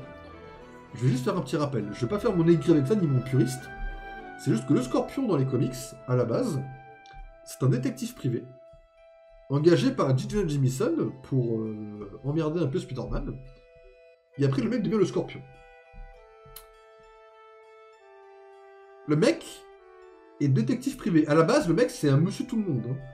Engagé par Jameson. Le Scorpion a été écrit techniquement par Jameson. Là où moi j'adore le truc, c'est que Jonah Jameson, dans les comics, même s'il a eu une phase de rédemption ces derniers temps, bah, c'est quand même un gros con qui a créé 2-3 ennemis de Spider-Man, quand même, Jameson. Hein. Le truc, c'est que là, bah, dans la série, c'est juste un chef de gang, lambda, qui aime les scorpions. Je crois même que son gang s'appelle les Scorpions, en fait. Voilà. C'est un peu dur à avaler. J'ai vraiment du mal de ce côté-là. Mais je dois avouer que la scène où il ouvre Spider-Man avec son armure est plutôt stylée. Il y a une scène à lui. C'est pas un déchet. Il a quand même du flow, il a une certaine présence de menace. En vrai de vrai, je le mettrai en dernier d'irrégulier. Voilà, à deux doigts de passer en non, mais il a un moment badass. Et voilà, c'est cool. Power Broker. Alors ça, moi, je vais être très unpopular opinion, et ça, pour le coup, je le sais, c'est que pour moi, Power Broker, on est sur un méchant qui est un bon méchant. Et je vais même la mettre juste en dessous la mort, tiens. Voilà, parce qu'on l'a pas encore vu beaucoup. Je vais la mettre là. Pourquoi je la mets là? Parce que c'est une des décisions que je préfère dans le MCU. C'est quand le MCU porte ses grosses couilles et dit « Les gars, j'ai une idée ». Et Power Broker en Sharon Carter, c'est peut-être une des 10 meilleures idées du MCU dans mon livre. Parce que je vais vous dire un truc très simple. Le MCU est une adaptation des comics, mesdames et messieurs. Le but du MCU, c'est de se détacher des comics un petit peu, d'explorer d'autres voies. Faire de Sharon une méchante, c'est pas une mauvaise idée. Faire de Sharon une méchante après Black Panther, après Captain America 3, c'est vraiment pas une mauvaise idée. Et en fait, le truc, c'est que... Bon, j'ai un peu de mal à comprendre exactement pourquoi elle aide Zemo, Sam et Bucky, parce qu'en fait, elle s'est niquée toute seule. Ça, j'ai un tout petit peu de mal à comprendre la finalité vraiment finale du plan. Mais ça, mis de côté, quand elle commence à menacer Carly, là, tu te dis, oh putain de merde. En plus, moi, j'ai vu la série Revenge avec elle, l'actrice. Elle a un côté menaçant qui fonctionne très bien. Et le fait qu'elle revienne, ça on l'a pas revu dans le MCU, parce que le MCU se détache, il n'y a plus beaucoup de liens, c'est un peu la merde. Mais quand on reverra Sharon Carter dans le MCU, pitié, ne me sortez pas, c'était un Skrull, et pitié, gardez-la en méchante, parce qu'en fait, il y a un truc à faire. Ne perdez pas vos baloches, Marvel, faites-moi un banger, parce que Power Broker en méchante, c'est dans le top 10 des meilleures décisions du MCU. Voilà. Bon, Sonny Birch. Je vous propose Sonny Birch, on le met en OK, genre là. Parce que littéralement, le personnage, c'est vraiment un PTDR tuer qui en fait. C'est-à-dire que littéralement, c'est un méchant qui sort de nulle part, qui te dit bon écoute mon coco, ton laboratoire m'intéresse, je veux l'acheter. Il se fait ouvrir en deux et c'est fini. Il y a une blague récurrente sur le sérum de vérité, vite fait, puis c'est fini. Littéralement, il sert vite fait de menace dans Ant-Man 2. Il faut dire que Sonny Birch, c'est pas forcément un des bons points forts du film, j'avoue. Mais Ant-Man 2 n'est pas un chef-d'œuvre, c'est juste un très bon film qu'il faut défendre un peu plus.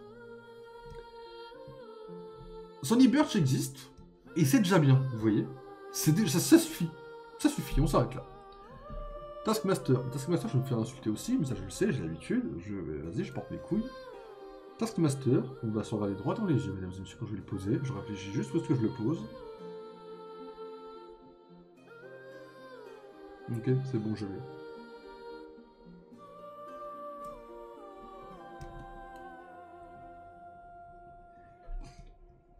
C'est... Toi, te faire insulter, jamais. Non, je vais expliquer. Il y a une explication très simple. T'as pas le droit. Il y a une explication extrêmement simple.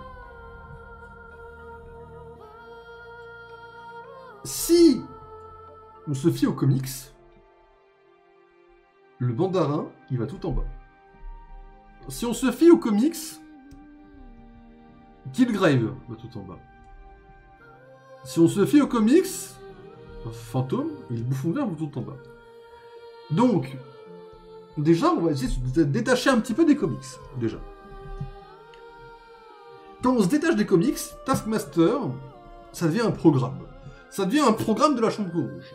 Bon, pas la meilleure idée du monde, mais pourquoi pas. Quand on se détache des comics, Taskmaster, ça devient une petite fille qui a été butée par une explosion en dommage collatéral, mais qui a survécu. Et son père, qui est donc un putain d'enfoiré quand même, en a fait une arme. Pourquoi pas. Et là, on arrive avec le projet Taskmaster. On arrive avec un projet, on arrive avec un personnage qui devient littéralement une arme. Une machine à tuer, ça devient que ça. Le personnage arrive dans Black Widow, il ouvre Natasha en deux. Une Avengers, mesdames et messieurs. Pourquoi pas. Le personnage a une armure plutôt stylée, comparé à ceux qui peuvent dire le contraire, a un bouclier plutôt stylé, a une épée. Le personnage existe et présente une certaine menace. Et puis il y a la scène finale dans Black Widow où ils se battent sur les gravats d'immeubles, ce qui les rend badass. Tout dans la scène finale où Natasha lui enlève le contrôle, le personnage est paumé. Bon, fin de film. Arrive Thunderbolts, et on a là les meilleures scènes de combat de Taskmaster du MCU. Voilà. Grosso modo, tout ça pour dire que Taskmaster, a les mêmes capacités que dans les comics, ça c'est bien respecté, même si c'est montré différemment, c'est bien respecté. On a des références à littéralement plein de super-héros des comics, enfin du MCU, pardon, excusez-moi. On a du flow. En fait, finalement, le personnage n'est pas si mauvais, juste, il correspond pas aux comics. Mais en vrai de vrai, quand on regarde la liste, 80% des méchants ne correspondent pas aux comics. Ça en fait pas des mauvais pour autant. Et donc, en vrai de vrai, je me permets de mettre Taskmaster en bon méchant, parce que Taskmaster est un bon méchant. Loin d'être incroyable, ceci dit, mais bon méchant. Elle a zéro charisme. Et quand elle enlève son masque, elle a zéro charisme. Mais quand elle l'a, le Taskmaster du MCU, on va montrer des images. Taskmaster MCU. Bah tiens, mon historique en plus, parfait. Pardon, mais ça dans mon livre, ça c'est du charisme. Ça, c'est du Vincent, je suis pas objectif, c'est Thunderbolt. Je veux dire... Bizarre celui-là. Ça, avec la capuche, c'est du charisme. La petite caméra, pour te dire qu'en fait, elle regarde les caméras des autres pour enregistrer leurs mouvements, c'est vachement stylé. Bah, quand elle enlève le masque, elle a zéro charisme. Ça, c'est... Ah, quand elle bande son arc comme ça, c'est stylé, sur son véhicule. Mais la scène du véhicule est très stylée en soi. Quand elle jette son bouclier, là, sur toute la partie de l'ascenseur, là, enfin, de l'ascenseur, de l'escalator, le bouclier, vroom, il descend, et... c'est incroyable, cette scène. C'est parti, ouais, ça prend une balle dans la tête, putain, un mental, tout. Le costume est trop stylé. Dommage que les combats soient très faciles, mais... Incroyable. J'adore ce Master du MCU. C'est quoi ça? Ah oui, ouais. Non, non, vraiment, bon méchant. Ça restera là, ça ne bougera plus. Allez, mesdames et messieurs, Valentina Allegra des Fontaines. Alors, bon, je dois vous dire un truc très subjectif. Valentina dans Black Widow est beaucoup plus stylée avec sa mèche violette qu'avec sa mèche blanche. Bon, ça c'est subjectif. Valentina, mesdames et messieurs, celle qui a de la répartie, qui balance des pics toutes les 4 secondes, et qui est la méchante de Thunderbolt. Elle est stylée, l'actrice est bien, le charisme est là, même si dans Thunderbolt, elle est passée un peu plus méchante générique que dans cette apparition. Son apparition pour moi dans Captain America et le Soldat de l'Hiver ou dans Black Widow est un peu plus mémorable. En fait, c'est pour ceux qui se souviennent pas, dans Black Widow, elle est sur la tombe de Natasha avec Yelena. On la voit se moucher, et donc ce que tout le monde se dit en premier, c'est en mode ouais, elle est émue. Puis elle te lâche un. Ah putain, j'ai des allergies. Comme ça. Avec Yelena qui est en train de prier à côté, quoi. Bon, voilà. On a plusieurs vannes comme ça, à droite à gauche. On a dans Captain America et le Soldat de l'Hiver, il y a un moment donné où elle va croiser John, elle lui donne une carte, la carte, il n'y a rien d'écrit dessus. Je veux dire, le personnage est charismatique. Dans Thunderbolts, on perd un peu de ce charisme, mais elle ne perd pas de sa classe. Bon, ça va, c'est cool. Le personnage est présent. Le personnage est une certaine menace, et le fait qu'elle gagne à la fin du film, moi ça me plaît. Je vais la mettre dans bon méchant. Ça, c'est sûr. La question, c'est à quel point. Eh ben, mon objectivité me fait dire que je la mettrai là. Ça reste quand même une pétasse, mais le truc, c'est que son plan manque de subtilité. Elle a le même défaut que les autres méchants, c'est-à-dire la trop sûre d'elle. Son plus gros défaut, c'est le même que tous les méchants, littéralement. Je veux dire, on a littéralement une femme qui s'est dit jamais ils pourront faire équipe, et en 5 secondes, ils font équipe, en fait. Ce que je veux dire, c'est que, voilà, elle a le même problème que... Pourquoi j'ai un truc à au-dessus de Sharon c'est une méchante, en fait, dans Thunderbolts, un peu plus générique. Mais comme elle est carry par les autres apparitions, notamment dans Black Panther 2, quand elle arrive à enfermer le pauvre Ross, c'est un peu marrant quand même, j'avoue. Il y a un truc, bon déjà le fait de l'avoir rendu ex-femme de Ross, déjà il y a un sacré délire. Mais bon, voilà, mesdames et messieurs, Valentina Allegra des Fontaines.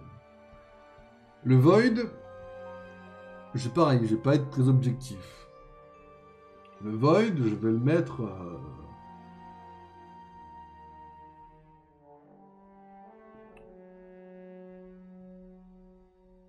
de Void, je vais le mettre là.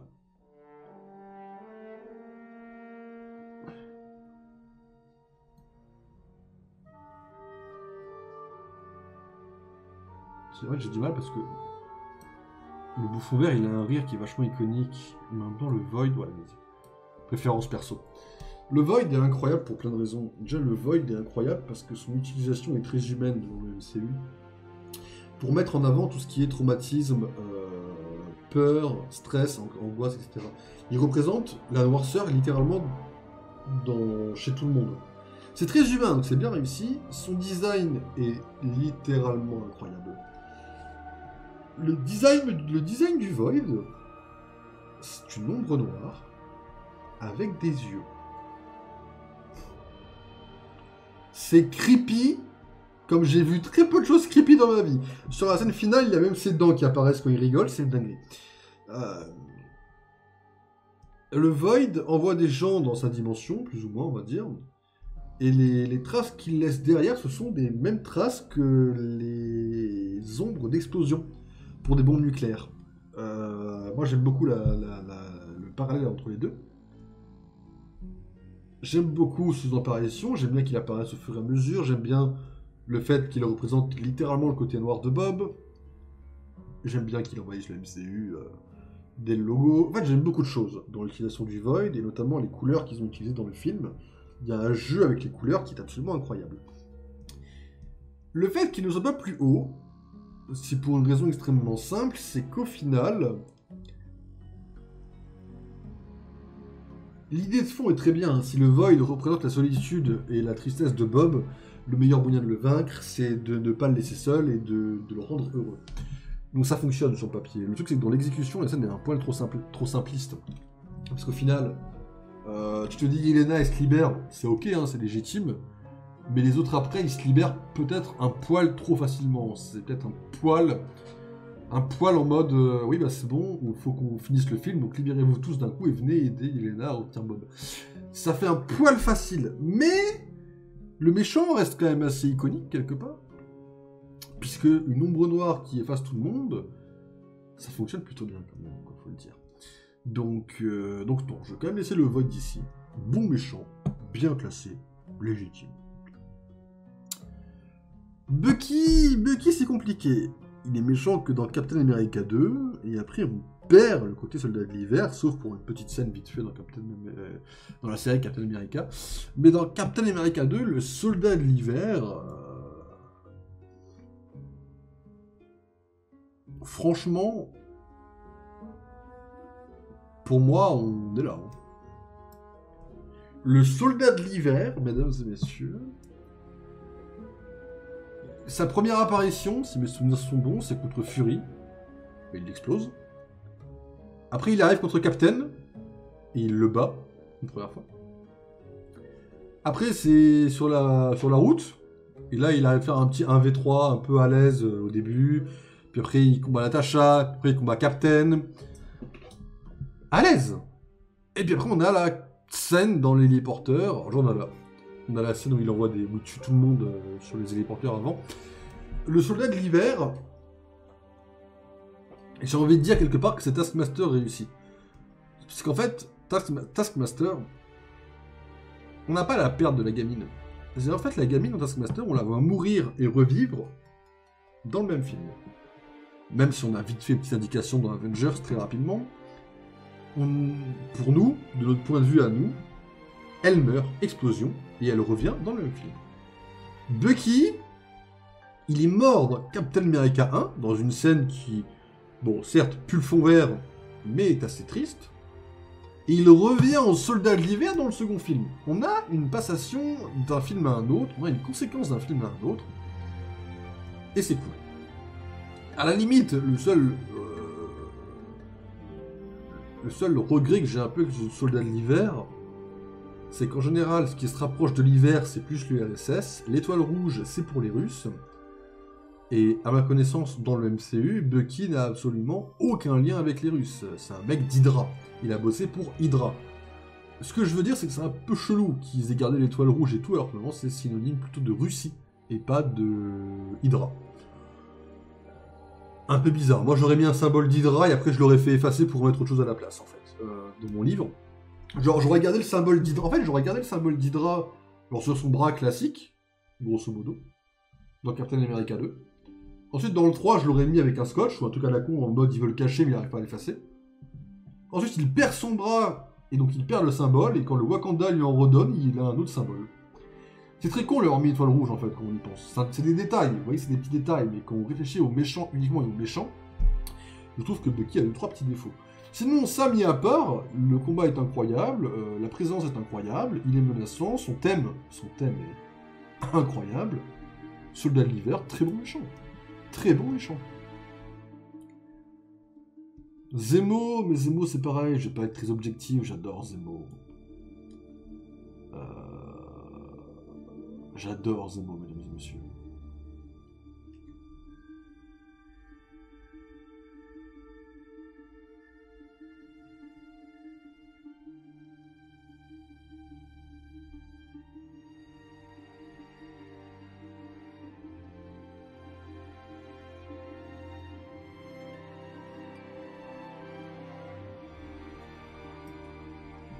Je le mets dans le gros banger. Zemo, on va l'introduire dans Captain America 3 comme étant un soldat de la famille royale sokovienne qui a donc perdu sa famille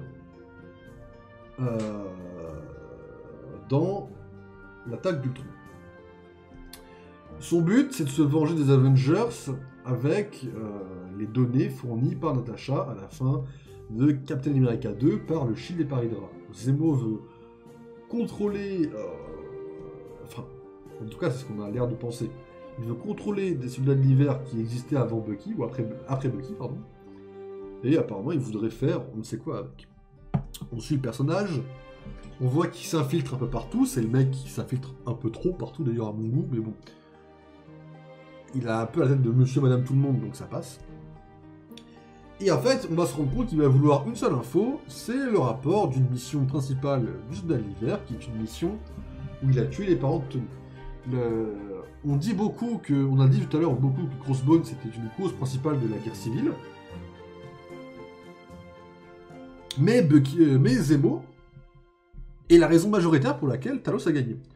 Puisque Zemo a séparé pour de bon Captain et Tony. Il a réussi malgré tout à les séparer et à les garder divisés pendant plus de 5 ans. Ce qui est quand même un sacré exploit. 5 ans. Je crois pas que la rupture entre Civil War et Infinity War soit de 5 ans.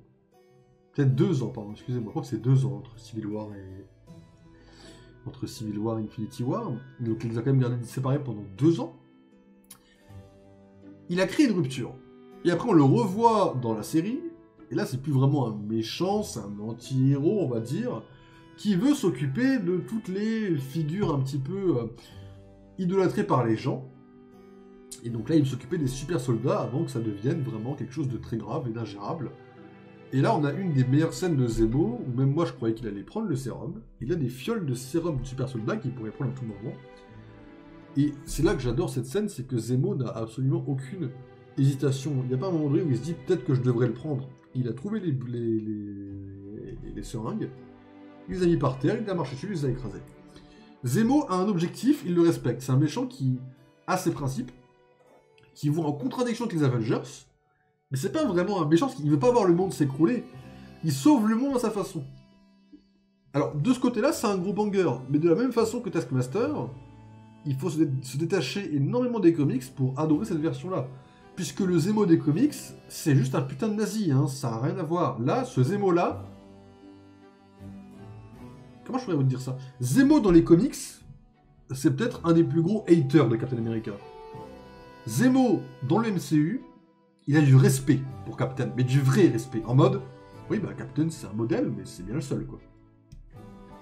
C'est un des personnages, mais c'est comme Ava, c'est des personnages qui changent par rapport à leur source d'origine, mais c'est des changements réussis, parce que c'est crédible, parce que ça fonctionne dans le principe. À la limite, ce qui est bizarre, c'est que du coup, ils ont voulu lui donner le masque de Zemo, le masque violet. Il y a une scène très badass où il l'a, une scène qui est absolument incroyable d'ailleurs. On n'a aucune explication sur pourquoi il l'a mis. Il a mis le masque, il a buté tout le monde, il a enlevé le masque. Ok. Si tu veux, frérot. Pas de soucis. Mets-toi à l'aise. Un peu bizarre, quoi.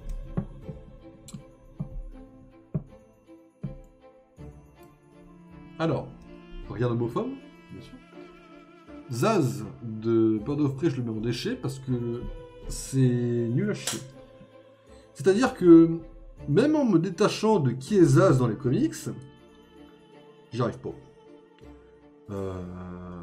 Je sais même plus s'il y a le principe de stagner une veine à chaque mort. Et encore, quand il le fait, c'est pas crédible. Ce Zaz-là, à aucun moment tu le vois torse nu. Mais je veux dire, littéralement, le principe de Zaz, c'est comme Ross et sa moustache. Hein.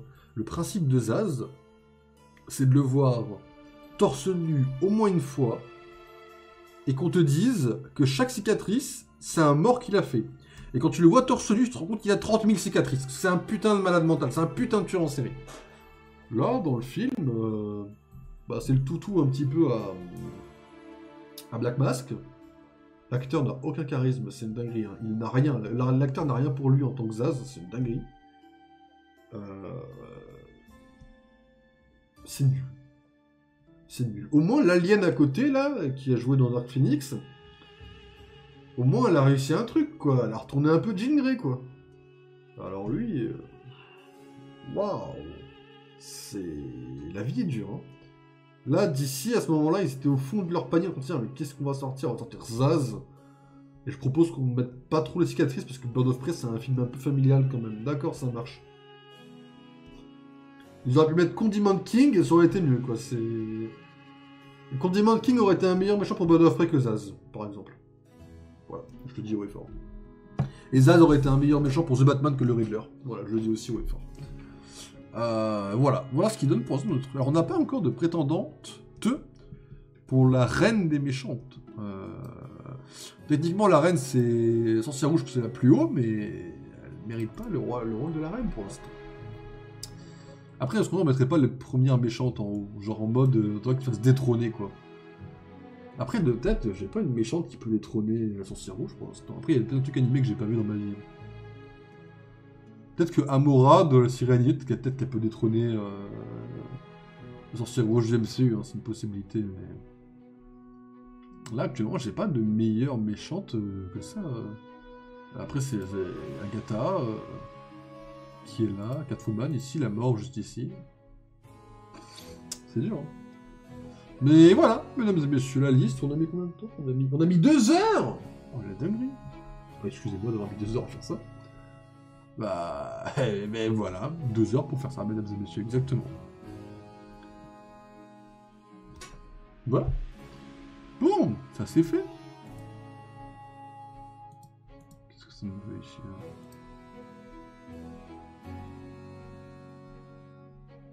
Je vais l'insulter. Je vais l'insulter, ce connard. À l'avant-première de Ballerina, il y avait Ana de Armas. Et je sais pas qui c'est à côté, je sais pas si c'est le réel à côté ou pas, je m'en bats les couilles. Je vais lui dire je te déteste.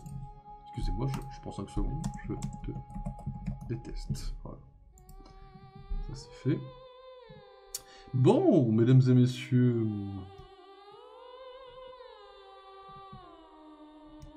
Hop. Ce que je vous propose, c'est une petite pause. Moi, je vais aller faire une petite pause pour changer le titre. Et on va sûrement faire du clair obscur, mesdames et messieurs. On aura pendant 2 heures, j'en sais rien. J'aurais bien aimé faire un peu de Rivals avant d'y aller, mais je vous tiendrai au courant si on en fait ou pas. Donc, mesdames et messieurs, je vous dis à tout de suite. Et... Juste à tout de suite. Hein.